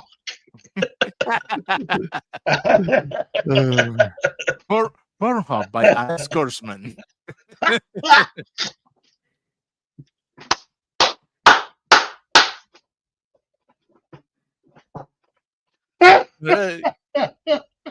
Mr. Kurtzman, where's all the porn? There. Can't you see it? This is the new canon of porn. Oh, man. Yeah. Porn's always been like this. You just didn't want to admit it. This is what it's supposed to be like. Oh, man. Again, I am sorry to see the Kelvin timeline go, but at the same time, it's time to go. It's been 10 years since the last movie that they did. As much as I would love to see that cast get back together and do one more movie, it's time to go to something new. I don't blame the studio. I blame J.J. Abrams for that. You make better movies and you might get more out of it. I feel bad that, look, in talking to my twin brother last night, you know, I'm going to repeat this because I do feel strongly about this. It has become increasingly clear over the last few years that the problem with the entertainment industry right now is they really hate people like us. And by us, I mean all the people who are truly geeks, nerds, and fans of all this stuff. They don't like us. They seem to be truly, they want our money. They want our ideas. They want our IP. They just don't want us. Hey, Sci-Fi Mombi's here. Hey, Sci-Fi Mombi. They just don't want us. And a good example of that is take all of the people who are in the industry that are fans, and look at how many of them aren't really getting hired for very much. You have a question? Yeah. So did you all hate Strange New Worlds off the jump, or was there a spot Strange New Worlds went off the rails? Yes and yes. See, for me, Strange New Worlds, oddly enough, was okay. So Discovery went off the rails right off the bat for me. Yeah. I was just like, the Klingons are, yeah, I'm just going, what the hell? And you know, and then so when we see Pike on the bridge of the Discovery, that was almost redemptive to me, because you have Anson Mount, who was a tremendous actor, and then you know, you get Strange New Worlds, which was, granted, to me, a step in the right direction, because it's looking in the direction of Star Trek, at least, you know. Yeah. And it was, you know, it was introducing some new old characters and new characters. It was getting us, you know, towards what original Trek was. So I do not have the same dislike Keith does for Strange New Worlds. But I see where he's coming from with that. I just take Strange New Worlds like its own universe, as opposed to being, you know, canon Trek. That would work out better for me. If Akiva Goldsman would just shut up and stop talking out his backside, like he has the ability to be able to make Trek whatever he wants it to be. See, my whole thing with Strange New Worlds is this. There are writers and producers way better than Akiva Goldsman or anybody else that he's ever hired, who put all this stuff together, and there's a reason for it. Just because you're doing a newer version now, in no universe that I can ever think of or dream of, would Gene Roddenberry or any of those writers ever think to allow Akiva Goldsman just to rewrite them, to make changes, and then declare that it's all official because he's making the changes. Not only that it's official, but that it supersedes what came before. Yeah, it supersedes it, and it's better. That's the other thing. It's better. And it's just like, whoa, where do you step off? You know, I know you got an Academy Award, but we all know you got that because you happened to be in the right place, right time, and not for anything you actually did. You know, it's just the ego. just on ego alone, Akiva Goldsman needs to just step off. He needs to be taken as far away from any of this. He needs to just go away, is really what he needs. He just go away. And take Alex Kurtzman with him. Look, I'm not over here arguing that, you know, David Ellison should just go at these guys and try to get back every dollar that was ever paid to them. Because I'm personally, if I were running Paramount, that would be my thing. I don't see them having added anything to this corporation at all. They've not made us any money. They've been losing us money. And personally, I would have gone after whoever continued to renew their contracts. I would pursue those people for all the money our company lost in paying those idiots. It never should have gotten this far, because merchandising for Star Trek. Look, Star Trek's never been on the level of Star Wars and all this other stuff. But you can't sit there and tell me that they weren't making a lot of money off their merchandising. And Kurtzman Trek, from the moment Discovery came out, all of Kurtzman Trek has lost money merchandising wise. They can't really give a lot of this stuff away. And the problem is, every single merchandising company that Star Trek ever had any ties to prior to Discovery tried to warn CBS that this was not going to work. They tried to tell them that Discovery was not going to be conducive to them making money.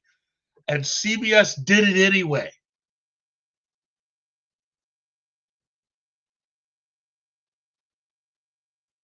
So from a business point of view, Kurtzman's just bad for business.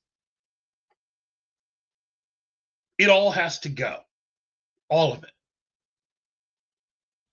I'm not saying that we should go ahead and willow the whole thing. Personally, I don't think it'd really be that bad of an idea. But I'm not saying we have to go ahead and willow the whole thing. I'm just saying there aren't that many episodes overall. You have just enough material to make it its own little tiny portion of the Star Trek overall universe and put it off to the side. And for all of you out there that really enjoyed it, it's going to exist. It's going to be be right here, and you can visit it anytime. Because unlike the Kurtzman Trek people being in charge, I think the people who actually are real Star Trek fans are a lot nicer. We're not going to tell you can't see this anymore. We're not going to tell you that you can't be a fan of that. You can go ahead and be a fan of that anytime you want. But we're not going to do any stories that will touch anything over here. This is going to be its own thing. And it's going to sit and exist over here in its own tiny little corner. And that'll be it. No, I didn't. Because there's no reason to have redone the Enterprise. Again, the captain's quarters are just that. They're quarters, not an apartment. I never understood that. Even Picard's quarters on the D weren't as big as that. Yeah, it makes no sense. And again, while I did like Enterprise, I've said it before in this show, and I'm going to continue to say it because I believe it. I subscribe to the theory that you could go ahead and say that Enterprise really is what makes all the rest of this stuff possible. That doesn't mean I hate Enterprise at all. I loved Enterprise. I think all the actors are great. But the theory goes a little something like this. All of this stuff, all this new stuff here was created by Captain Picard and his crew because of the events of First Contact. Notice how they talk about all the stuff that you should do, all the protocols that you have to go through because of time travel. And they break almost every single one in that movie. That by the end of the film, they don't fix anything. They've left it broken. And that leads into the Enterprise television series because Captain Archer's talking about it. That's one of the little side stories. If you were to go back and watch Enterprise, watch it for, I think it's the first or second episode where that's brought up, where Archer talks about, he begins to describe basically the events of Star Trek First Contact.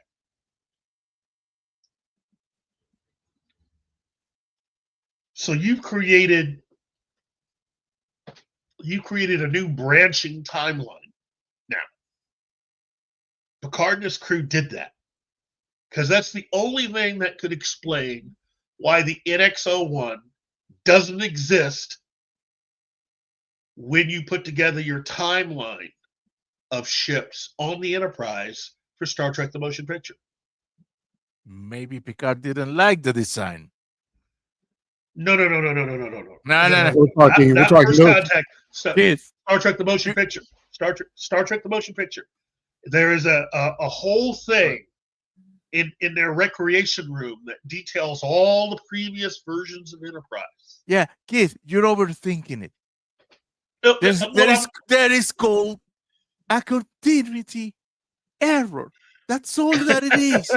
There is no grand plan. There is no scheme. They were just flying by the seat of their pants when they made Enterprise. That's it. Yeah, I get in it. In '78, when the motion picture came out, yeah, they didn't have that to go on. Exactly. You're overcomplicating your existence, man. Look. What I'm saying is that there were changes made, and this goes right at their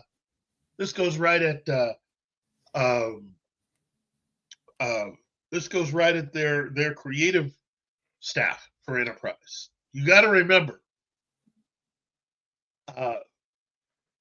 Enterprise was actually born out of screwing probably one of the best Star Trek writers ever out of a job.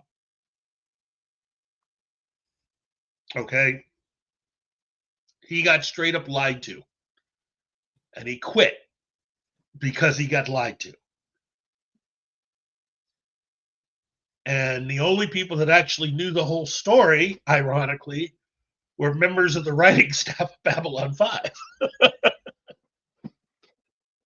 It took quite a bit for fans to find out exactly what happened.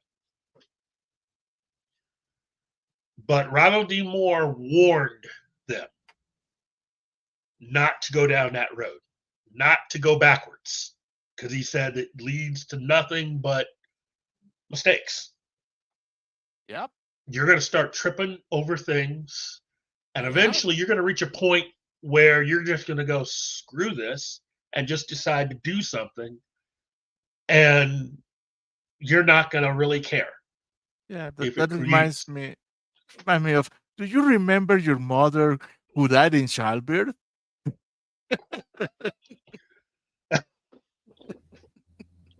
And well, it's the thing about having, Captain Archer meet the Borg. Yeah. That makes no sense. But they did it. Yeah. Continuity error.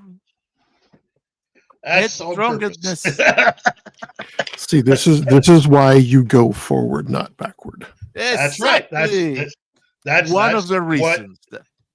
That's what Ronald D. Moore. Yeah, and that's the reason why they didn't want Ronald D. Moore to be there, because they were wanting to do what they wanted to do.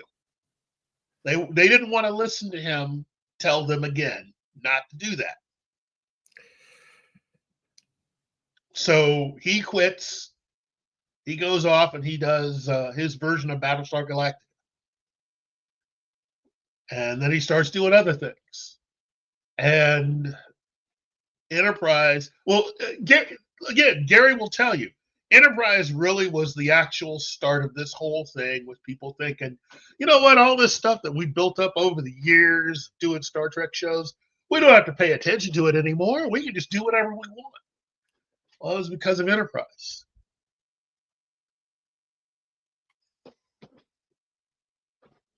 It didn't have to be like that, but that's what it became.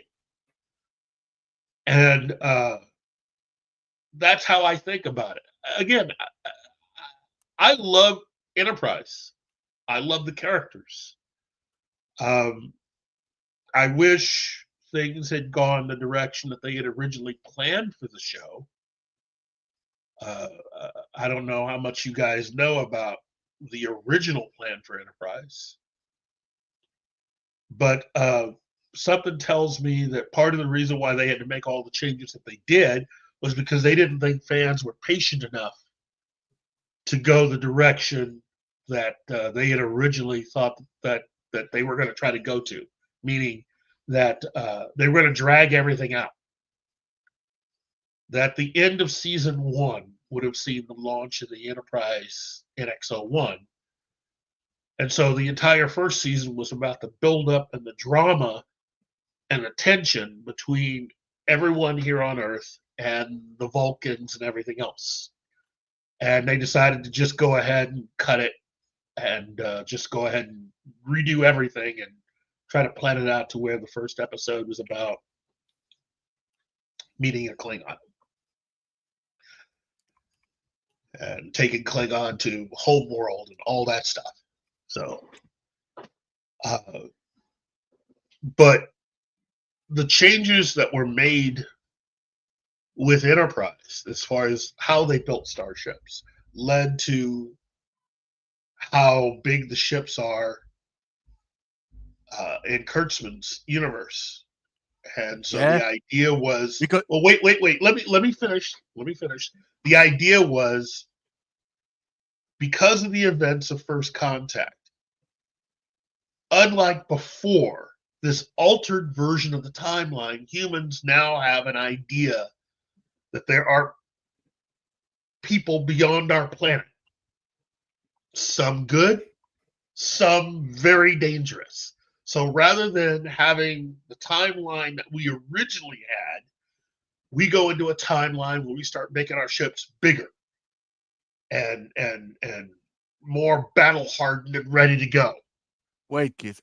What I heard from JJ when they make the 09 movie is that the explanation for what the Enterprise was so radically different and big and prep for war was that the events with the Narada when they destroyed the Kelvin. No, I was talking straight. No, I was talking Kurtzman Trek. The reason why all the ships are different with Kurtzman Trek is because of the Narada. No. The Narada is in the Narada wouldn't have worked. Wouldn't have happened quite. No, it would have, but no. In another time. Yeah. Yeah, different timeline. Yeah. Yeah, it's because of what happened. Borg, yes. Yeah. And so the Borg having attacked, rather than having the original timeline where Picard meets the Borg for the first time, and that sets up how that works. Now you've redone the timeline and you've inserted the Borg way earlier than we met them. Meaning now we have to launch ships that are bigger and more prepared for battle than the original versions of the ships that we had, where we were a little more interested in exploration, leading up to the war with Romulus, the Romulan War. And that is, as they like to say in Doctor Who, that war is a fixed point. That does not change. That's in every single version of the Star Trek universe. That war, right there. So that's your demarcation point. It's just how you get there. And Archer could have existed even in the before time, but now you changed it to where Archer's existence, he becomes a little more important. And so you have an earlier version of the Enterprise that had not been thought of up until that point. And then that leads you all the way into and through what Kurtzman was doing. So, again, though, even just talking like this, I can see how David Ellis and his crew might want to take a break from everything. Although those of you who have been saying that you take a break, by break, what David Ellison means is taking a break on TV. They're going to make Star Trek movies. They're going to start all over again. Except this time, they're going to go further back and start kind of like at a halfway point between where we are right here, right now, and where they eventually want to take it. And that's how far back they're going to go. This is all pre-Romulan War. And I'm beginning to suspect that they want to take us into the Romulan War. We meet Captain Kirk and the crew of the Enterprise. That's about 15 years after the war. 15 to 20 years after the war. So Captain Pike, Spock, and the crew of the Enterprise from the cage, that's, I think, 10 years after the war. So it's all still pretty fresh, comparatively speaking. And by the time we get to Kurtzman Trek, who knows how long it's been. So, okay, the original Enterprise, when Ariel Ballard, the original Enterprise, it depends on what you are talking about when you say the original. Are we talking about the sailing ship, or the original NCC 1701? 01. Okay, so from the pilot episode of Star Trek, Where No Man Has Gone Before, the original Enterprise was a starship. And It's it was a warship. that was the Constitution class. The Constitution class was made to fight the Klingon. Yeah, it was the one it was the difference in the Klingon War. If you take Axanar's if you take Axanar's explanation. Wait, but what is the description of the class? It's a heavy cruiser. That is a warship. I mean, that's a warship classification. I will concede that. But what is the Galaxy's designation? Galaxy class? Mm-hmm. Research vessel.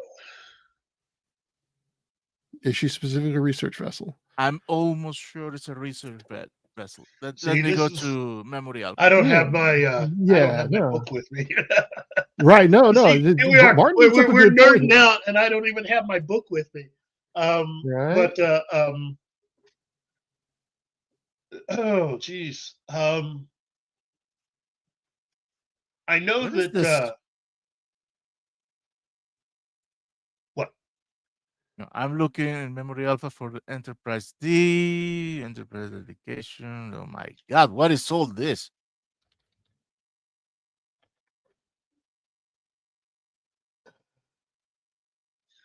Hey, how hard Sentai, I love First Contact as well. In fact, it's my favorite Next Generation film.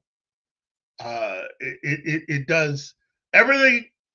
I like everything about the movie, but I better warn you right now, though. The best looking Next Generation movie, though, as far as cinematography and set and color and all that, I still think you're going to hate me for this, but it's Star Trek Generations, and I'll tell you why. Star Trek Generations shows that if they had had the kind of money that Kurtzman and his people are burning through doing Star Trek The Next Generation, the way the Enterprise just looks in that movie, the Picard's ready room, all these familiar things you've seen on TV, and when you get to Generations, just, oh my God, it's just beautiful. It's just beautiful. So the Galaxy class is actually listed as 3 types: Explorer, Capital Ship, and Battleship. So, according to Memory Alpha. So it's capital class. It's a heavy capital ship class. Mm-hmm. And capital ships, Starfleet destination. I apologize. We're in the middle of nerding right here, having a nerd thought. Have you seen the chat? You have nothing to apologize for. But this is what I've missed with Star Trek since Kurtzman Trek. And again, I don't know Alex Kurtzman. All Bye, I know Sci-Fi. is Sci-Fi Mommy. Thank you very much. Thank you. Gary and I have been lucky enough to get to know and interview a few people that know and worked had Alex Kurtzman work for them. And there are things we know about Alex Kurtzman that the general public may not know.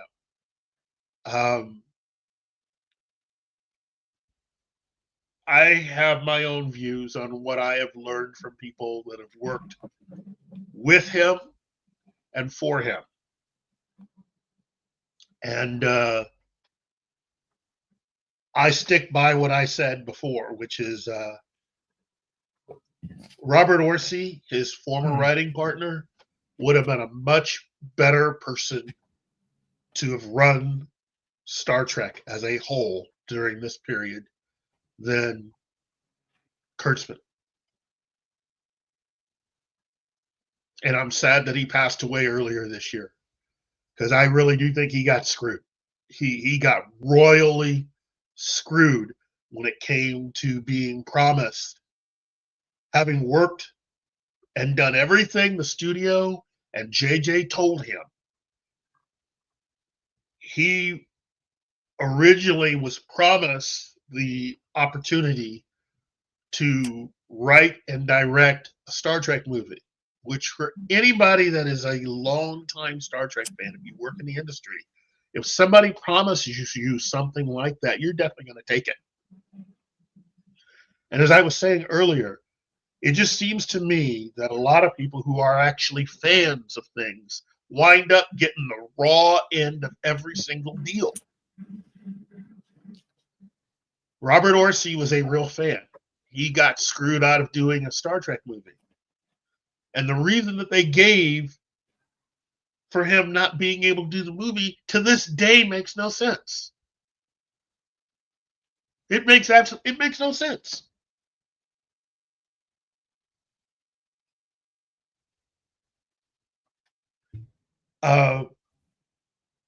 Then you have Brian Fuller. Again, lifelong Star Trek fan. Grew up watching it. Got a chance to meet Gene Roddenberry, work underneath him. He was the one that, he'll tell you, he got a chance to know Gene Roddenberry, to hang out with him and talk to him, and to help change his mind about how he felt about members of the gay community.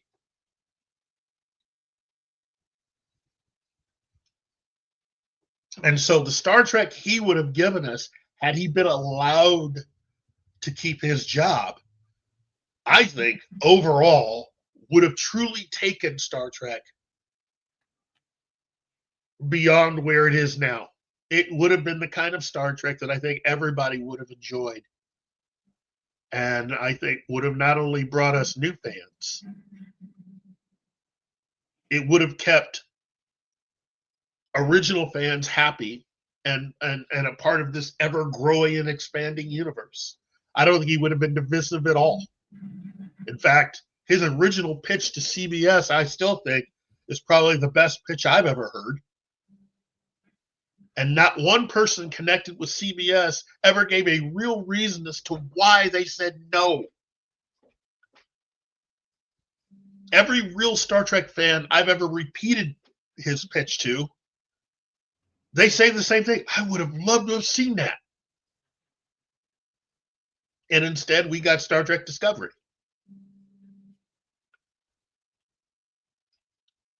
Alex Kurtzman's version of Star Trek Discovery, let me say.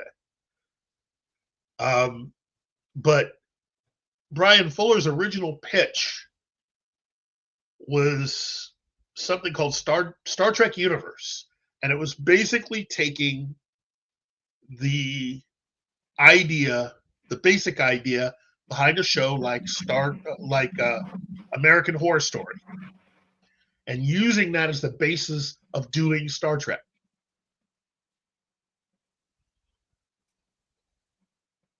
It's an anthology show. But instead of having it be an episodic anthology show where every episode is different, his pitch was to do an entire season like American Horror Story, do an entire season under one idea. So you get to do an entire season of just the Klingons.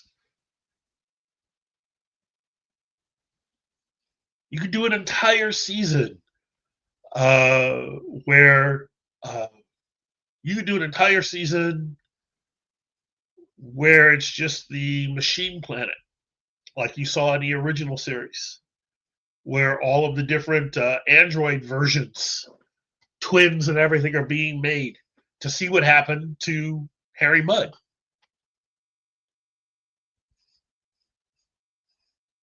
Oh, pity. Yeah, I know. Although, given what's happened, I mean, I feel bad for that entire cast, but you can tell they love each other. You can tell they really like hanging out and working with one another.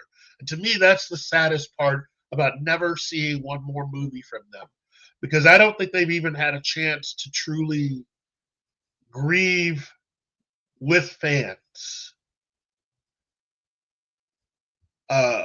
over the loss of Anton Yelchin. Yeah, that was so sad.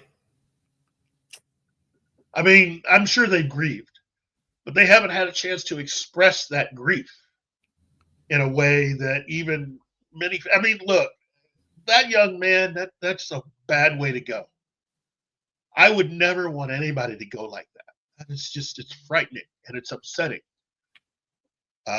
He was a talented young man, and he actually knew Russian. Everything he used in the movies was what he grew up knowing because he knew Russian.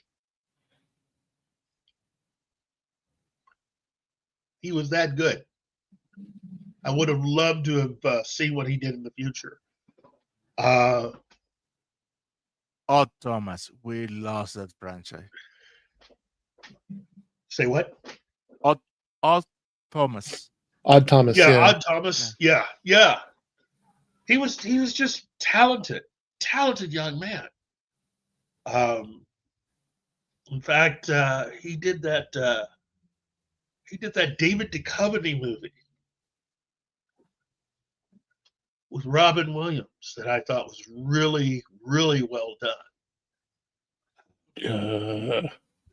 Can't pinpoint it. There's a movie that David Duchovny wrote and directed based loosely on his life. And it was Anton Yelchin and Robin Williams and David Duchovny. And it was really well done. I mean, that was well done. Oh, now I've got to go look this shit up. What have you done, kid? What? I've done what you said I always do. I talk about stuff.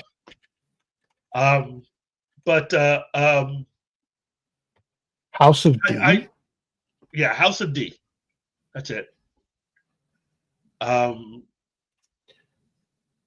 To me, House of D is a really good companion film to some of the other movies that David Duchovny has made. Duchovny has had some really good films. He's now got his own podcast. Check out the episode he did with Gillian Anderson where it's the two of them talking. You'll get a lot out of it, trust me. But anything with Gillian Anderson, a lot of people will get a lot out of. Oh, she's hot. To me, she's still hot after all. Yeah, she's never stopped being hot. I am just almost afraid to meet her in person because with what I have heard and seen, I'm just afraid that I would tower over her because she's that short. I mean, to this day, I still can't believe that David Duchovny is actually taller than me and how short Gillian Anderson actually is in real life. That's way too much of a discrepancy. But that also shows you how good the people that were making the X-Files were. Yeah, Diane Ladd. Oh, geez. Hey, hello, Thank you, Sax. Sax. I just getting back to this. Yeah, I would hope that this cast, the Kelvin cast, gets an opportunity to work together on something else. And again, I don't have any real hate or whatever towards J.J. Abrams. I don't like a lot of the stuff he does as far as how he negotiates and works stuff out. I do believe he's a talented guy, but I just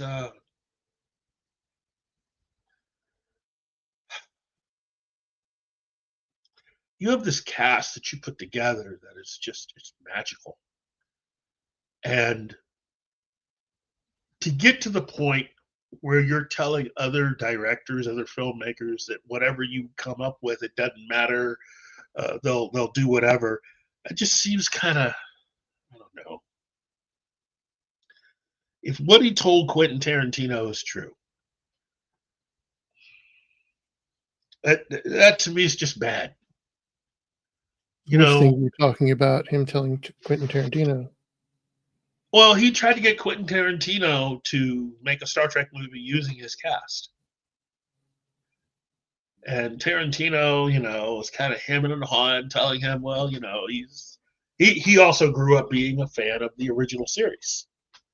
And he didn't understand all of the weird stuff that they've been doing to get to the point of making the new movies that JJ was making. But he tried to say that no studio would ever let him do it, and JJ just basically told him, "Look, do whatever you want. Basically, it doesn't matter what you do as long as you use these cast members, and they'll do whatever you want, make whatever you want, because it really doesn't matter in the end." And it's just like, whoa, there, Tex. No, it matters.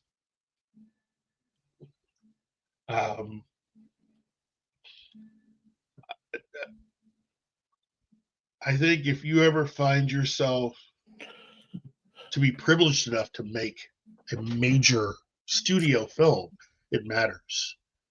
When you are lucky enough to find a cast like that, it matters.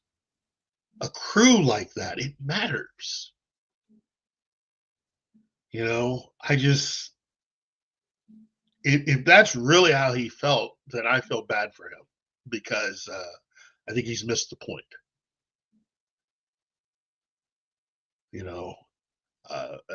That in my opinion says way too much about him if that's how he truly felt, because it's a great cast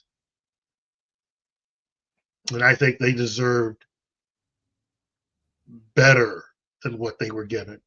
And as I said before, Carl O'Brien alone for his performance as Bones McCoy deserved better.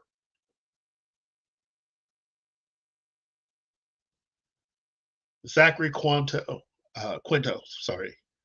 Zoe Saldana, the entire cast was just really good, really good.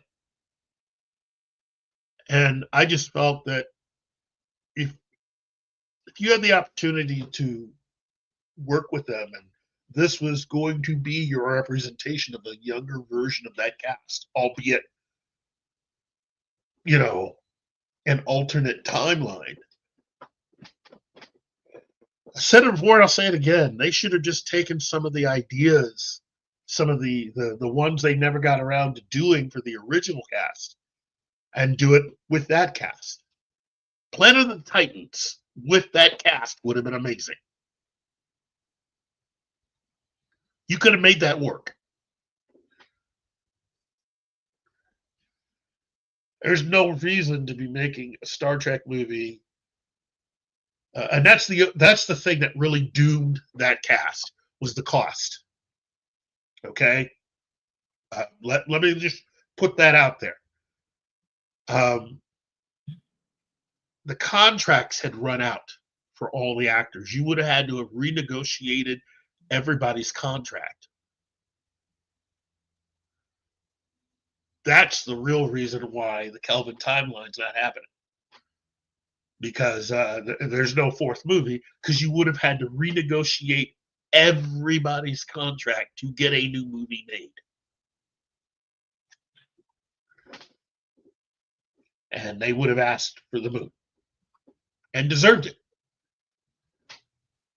You know,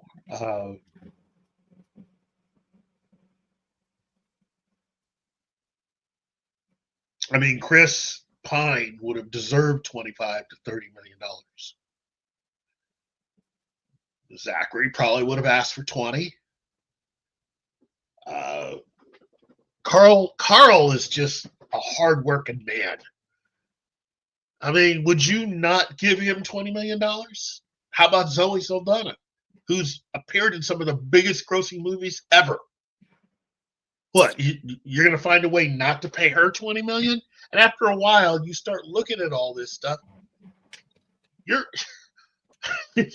gotten to $200 million and you haven't filmed anything yet.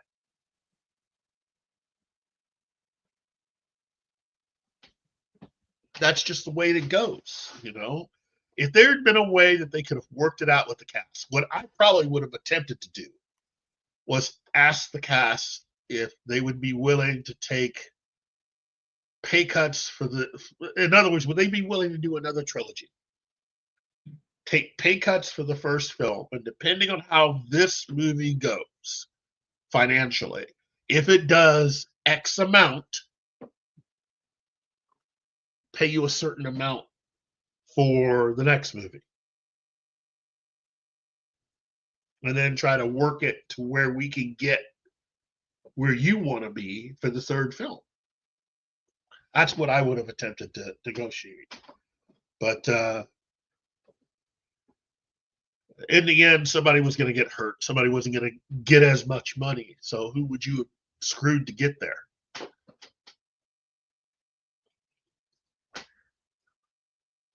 And rather than do that, you might as well just call it. You know. But I know somebody out there has a copy of Robert Orsi's script, though. I would love to get my hands on it. I'd love to see his script for what should have been Star Trek 3 and instead became Star Trek Beyond. Because I don't know if you've heard that one, Ben, but his script got rejected because it was too Star Trek-y. Right. What was his first concept? Look, when J.J. Abrams got his crew together to start making these movies, Robert Orsi was the Star Trek fan because I think he was the only one out of all those guys who had actually not only watched the original series, but grew up with it, knew every single episode backwards and forwards. So that first movie, if it has any similarities to anything like that, Robert Orsi is your guy to thank.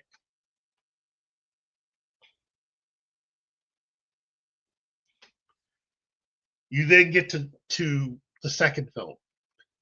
Now, I'm not going to sit here and say, you totally misunderstand that, man. That's a great movie. You guys just didn't watch it correct. You know, I'm not going to say that. I will say this. It makes more sense when you know who actually was originally cast to play the lead antagonist. And their reason for not doing it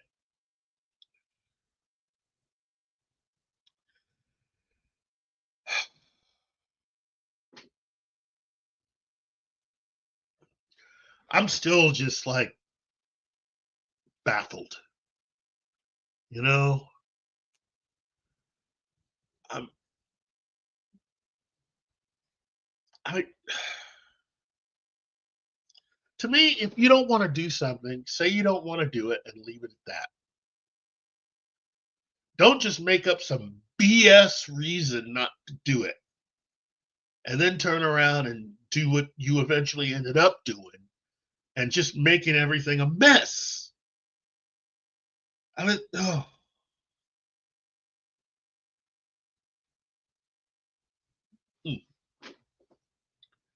I just,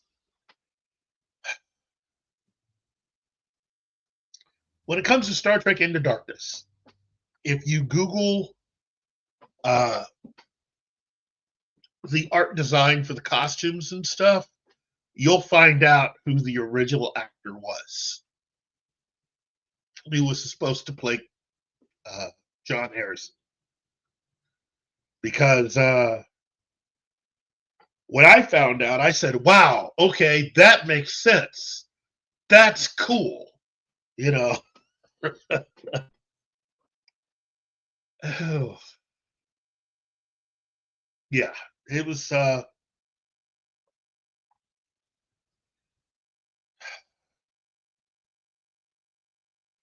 yeah.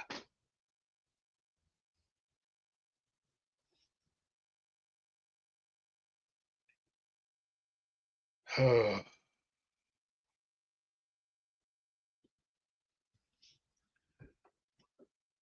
you like to know who was actually cast as Khan originally? I was waiting for you to take me out of suspense. Come Oh, on.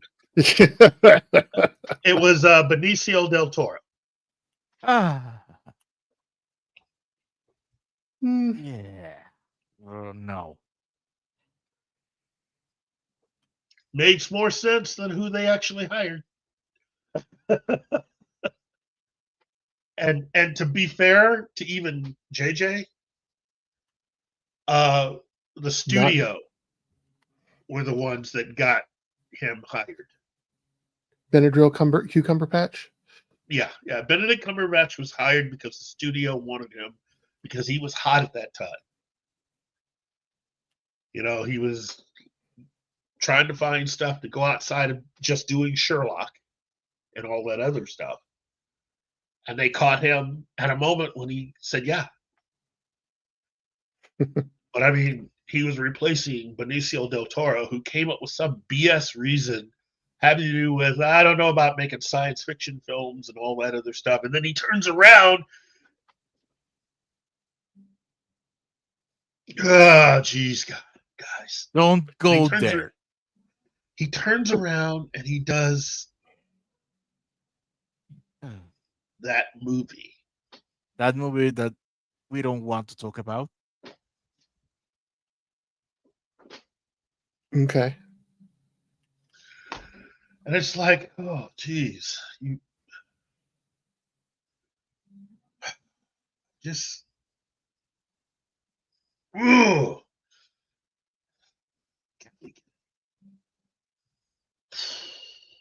You can always go the route of, well, it is not actually sci-fi. It is science fantasy.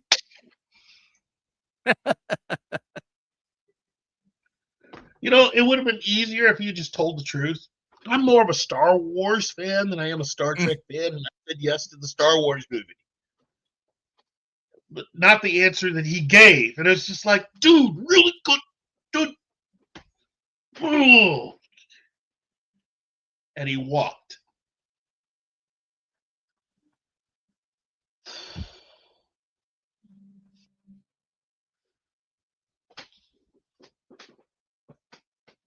So yeah, you know,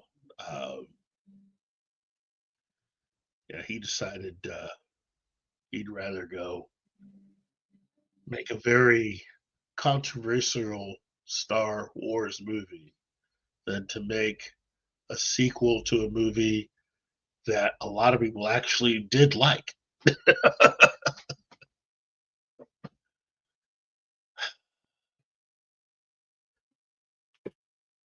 playing a character that I think, given how they ended it, they probably would have left the door open for him to come back and do more stuff.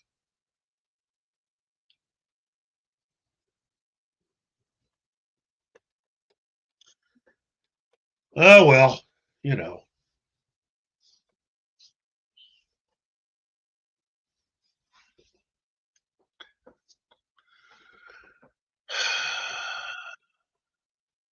Have I told you I really hate The Last Jedi? I said it. I said the name of the movie. I'm sorry. I'm sorry. I will not take the bait. I will not run.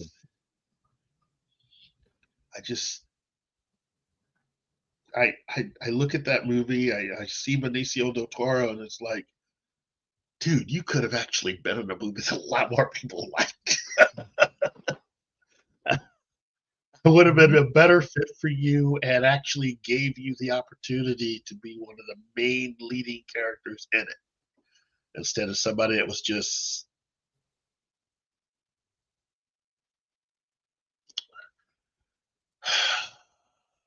window dressing. Whoa, Gambit, no. I will have to strongly disagree with that statement. No, yeah. I'm going to get a water bottle.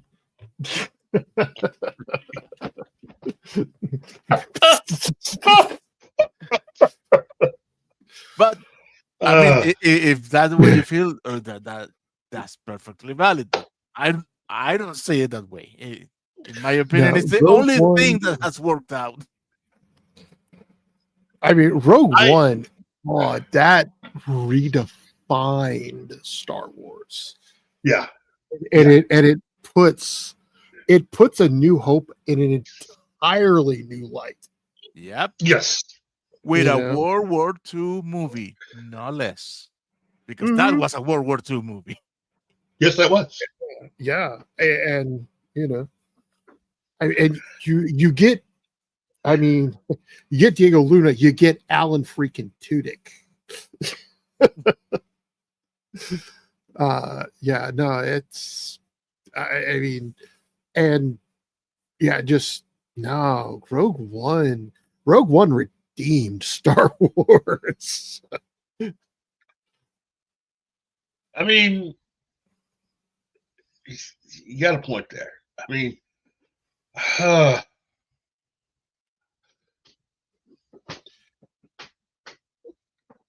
I mean, I get maybe not liking it entirely, but damn, no, what it did for Star Wars. Andor. Yeah. Oh my god. yes. Andor got so freaking intense. I had to pause mid-season 2 just to go, what the hell am I watching? You know. That's kind of what has me excited for the Archer series. Mm-hmm. If they end up making it, you know, I could definitely see something like that you could do within Star Trek, you know. Yeah. Sentai Ranger Donnie, Empire Strikes Back. I have to agree with you completely. Yeah, that's the best Star Wars movie That ever. is the best. Han Solo and freaking Carbonite changed the industry forever. And no, I am your father. I mean, God. That movie just It changed an entire generation. It did. It did. It changed an entire generation. That best fight, plot twist ever. that fight between Luke and Vader in that film. Yeah. It was like watching dialogue. I mean, it wasn't just a fight. It expressed so much. Yeah. And I said it before, and I'll say it again.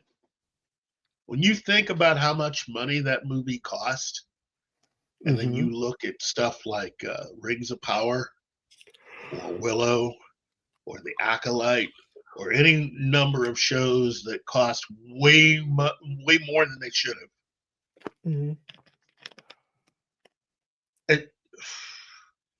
No wonder Hollywood's in trouble.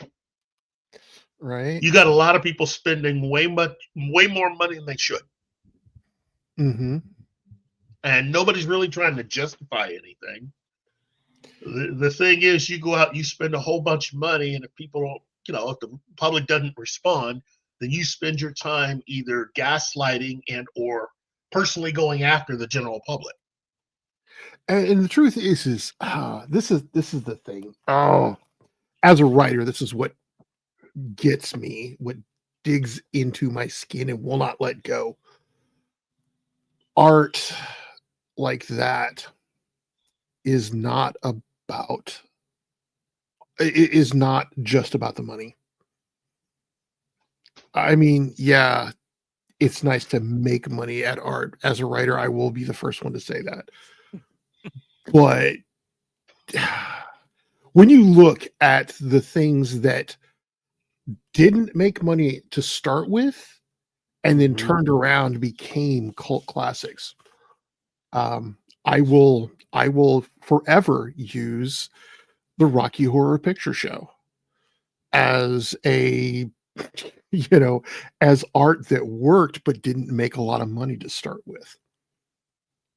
But there's a whole generation of us who went on Friday night, and I'm not saying I showed up in gold boxer shorts and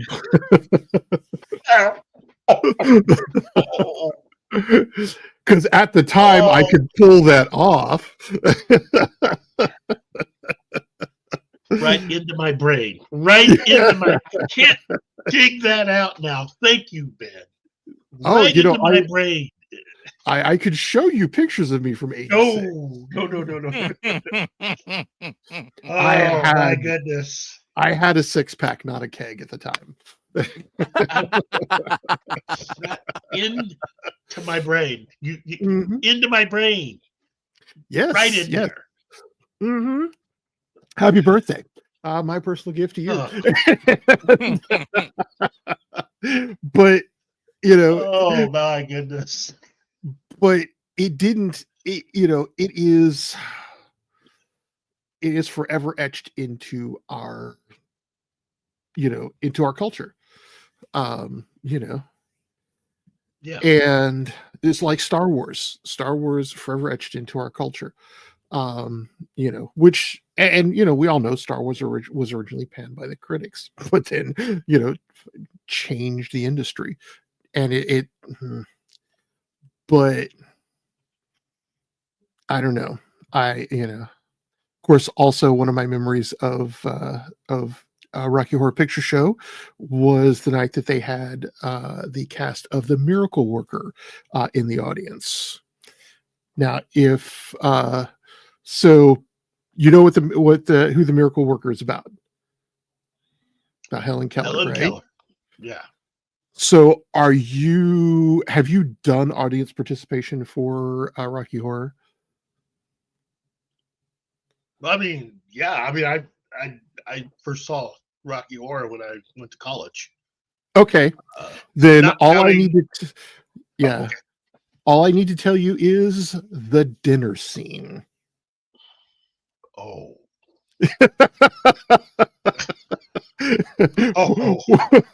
What is the question that is asked the moment you see the table? Oh, God. Oh, you're kidding, right? I kid you not. I kid you not. Oh, dude.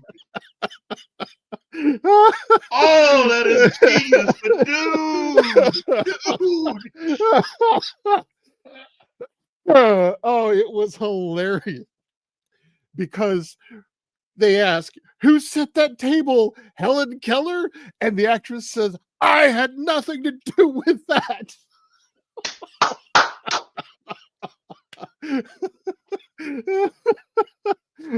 Oh my goodness. Okay. It was so, yeah, one of my many fun stories. Wow.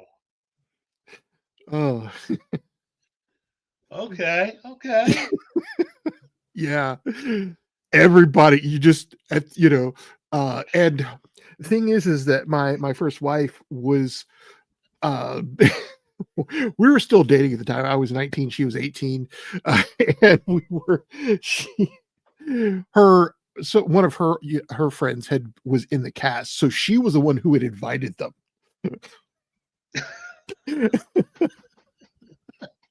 as their cast party. And so, you know, that happens, and she stands up and is like, the cast of The Miracle Worker, everybody. And all the theater just lost their shit. It was wow. Right? Oh. See. Oh man. Hey, Ben. Yes. Funny doesn't make up for the last story in the present you gave me up here, but it's funny. It'd take a while to get the other one out. Yeah. Well, you would have loved the sight of my ex-wife in a maid's dress, because she went as I'm just seeing the comments in there. Just oh yeah. Meatloaf again. It's Steam again. Rocky still eats like a Marine. But yeah, no, it was yeah, it's amazing. Jeez. Have I written my 1,000 words today? That comes later. I was oh yeah, you already heard about that from yesterday. I'm actually in the hole from yesterday. But but yeah. Well, we've had a good show today, everybody. Yeah. I personally traumatized Keith. That's a plus. I gotta find a way of getting this out. I gotta find a way of getting this out. I can't. Oh, that ain't right, man. That's just not right, man. Oh, jeez. Oh. You know what? I'm gonna traumatize you further, sir. Oh my. Oh, I know. I know. Oh. Yeah. Thank you for your present. Oh, you're so welcome. Anytime. Just remember, karma, my friend. Karma. Mm-hmm. Yeah, Gambit. Oh, thank you, Shinatsky. Thank you. There. Now you can see why I went as Rocky. But it's in a private chat, so you don't have to inflict that on everybody. Oh, just on me. Well, thank you. Oh no, I inflicted it on Martin too. I see nothing in the private chat. Should be in the Facebook morning coffee chat. Oh. Let's see. Let's have a.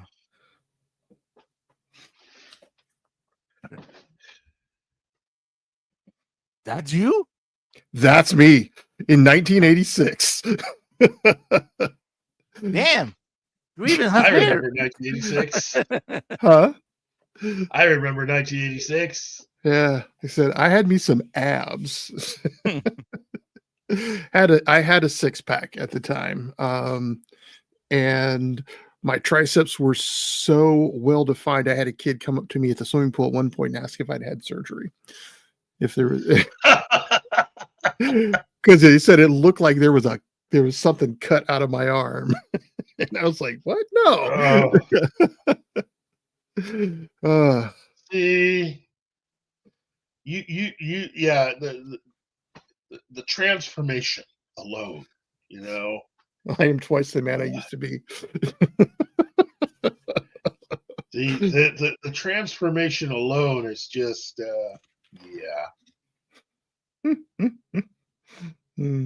wow. Yeah, I got nothing like that. For the most part, I think I've remained the same. You know, I mean, even for the one picture I did submit from high school. Mm-hmm. But yeah, gotta need you to yeah. I think I've remained the same for the most part.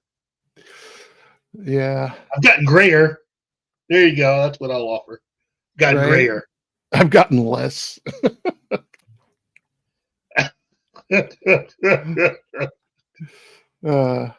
But yeah. Oh wow. For your birthday, sir.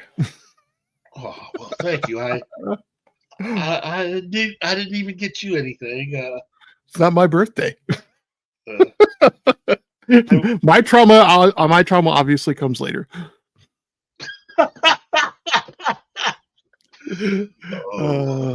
There'll definitely be payback for that. Yes. There will be payback for that. Because you know, you've been so generous with oh yeah, of course, invading my mind and making sure certain things will run on repeat for a while. Right. I tell you, dude. Oh, dude. Anyway, as I was saying before, yeah, it's been fun and good birthday, good day.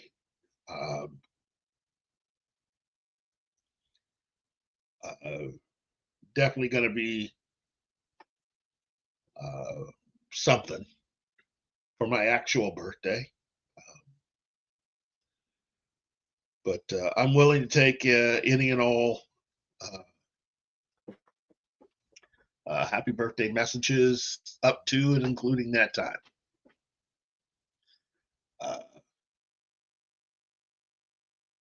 But it'll be great. It'll be great. Yeah, it's about. Man, you look a lot like Richard Pryor did at the time, you know, in the day. Only with with less hair. That picture is 5 years after the picture that you posted. That's what I looked like at that time.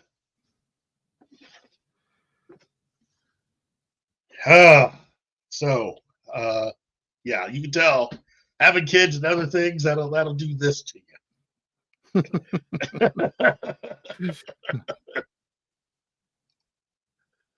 Okay, well, I'd like to thank Zax and Shanatsky and Sci-Fi Mombi and Ariel Veled, that 70s rock fan, and Pope Metallicus and Maria with T and Telly and Cam and Gambit and Genghis Khan and Tree Rock Creations and Sentai Ranger Donnie and Awesome One and the G, my brother, and Mrs. A, as opposed to the comic book character Mr. A. Real Popcorn Geek, Sally Forth, Anima Confusa, because she's cool like that. James Caserta, Penny, Andy Morrow, and of course, our good friend, Gary. And to all of you out there, seriously, thank you. Thank you. I will definitely, well, I consider myself a lucky guy for the opportunity to be able to do this and hang out with Martin and Ben and all of you guys every week. Yeah, it's just amazing to be able to do this and have fun and sit around with friends and just be able to have a nice positive conversation about Star Trek.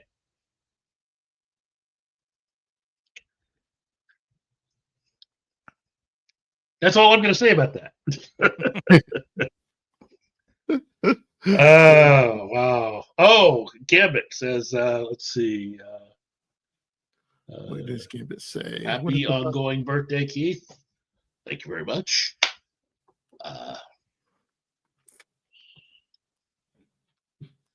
Wow.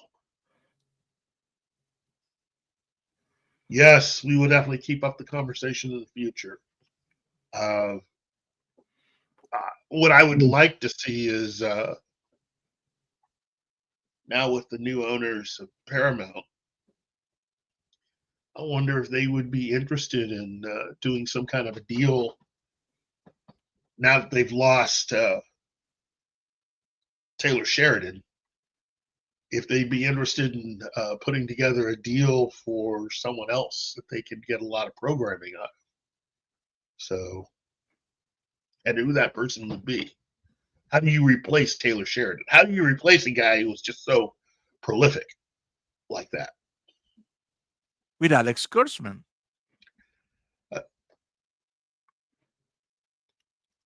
Blasphemy. Blasphemer.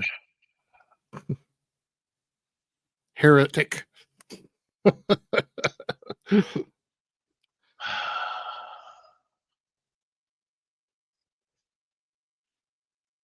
Keith is even.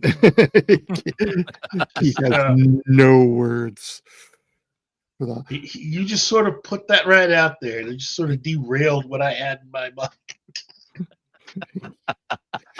Sorry, Keith's gonna go reboot now.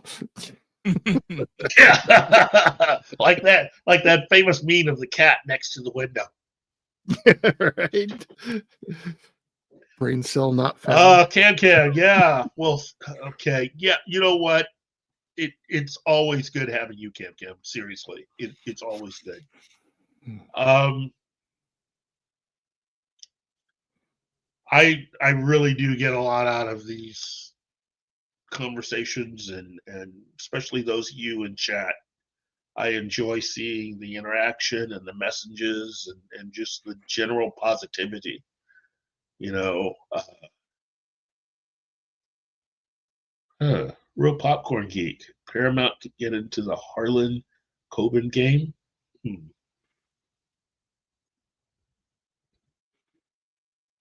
I am drawing a blank on this, but that's not unusual for me.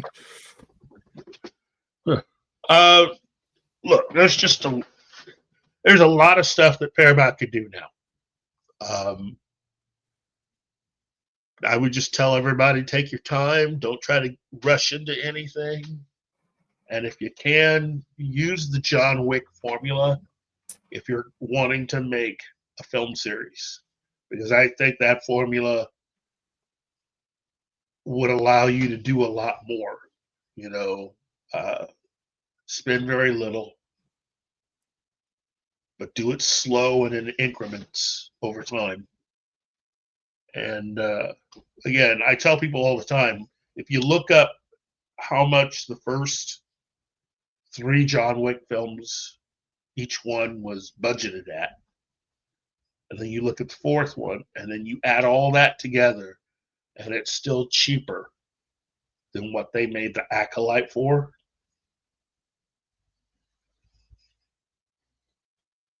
What they made. Oh, in fact, I'll even make more of a point. It was still cheaper to make 4 John Wick movies than it was to make individually Captain America 4, Thunderbolts, Fantastic Four, First Missteps,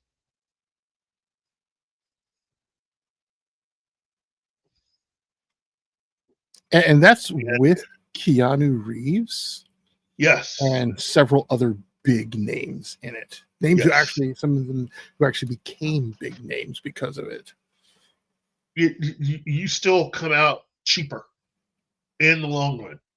Yep. You know,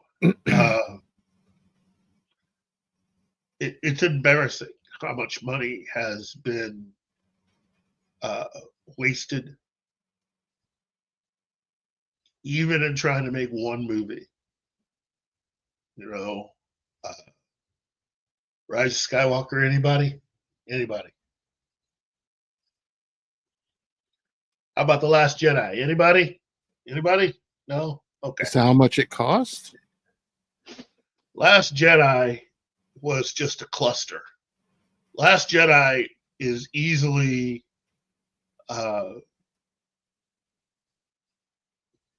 it's an off-color remark made after a very funny joke. That's what I think of The Last Jedi.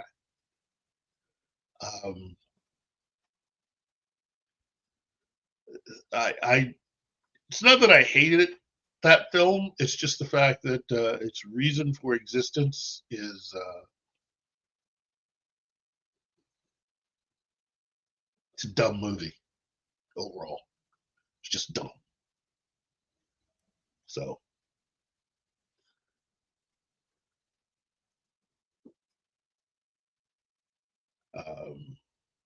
but yeah, that's how I feel about it. That's the direction I'm going. Again, thank everybody for all the birthday wishes. I will let my brother know you say happy birthday also. And until next week, everybody have yourself a really cool day. And on my authority as the birthday guy this weekend, have a rockin' weekend. See everybody later. See you tomorrow, everybody.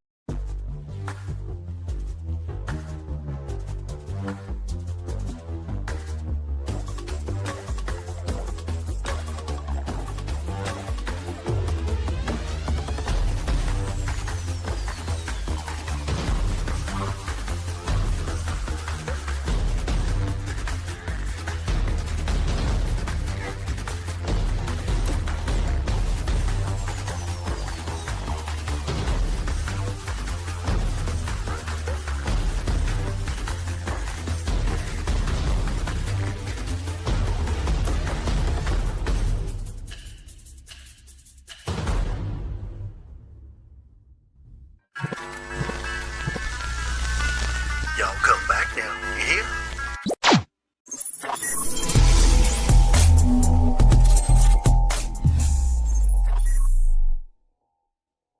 Matt Damon.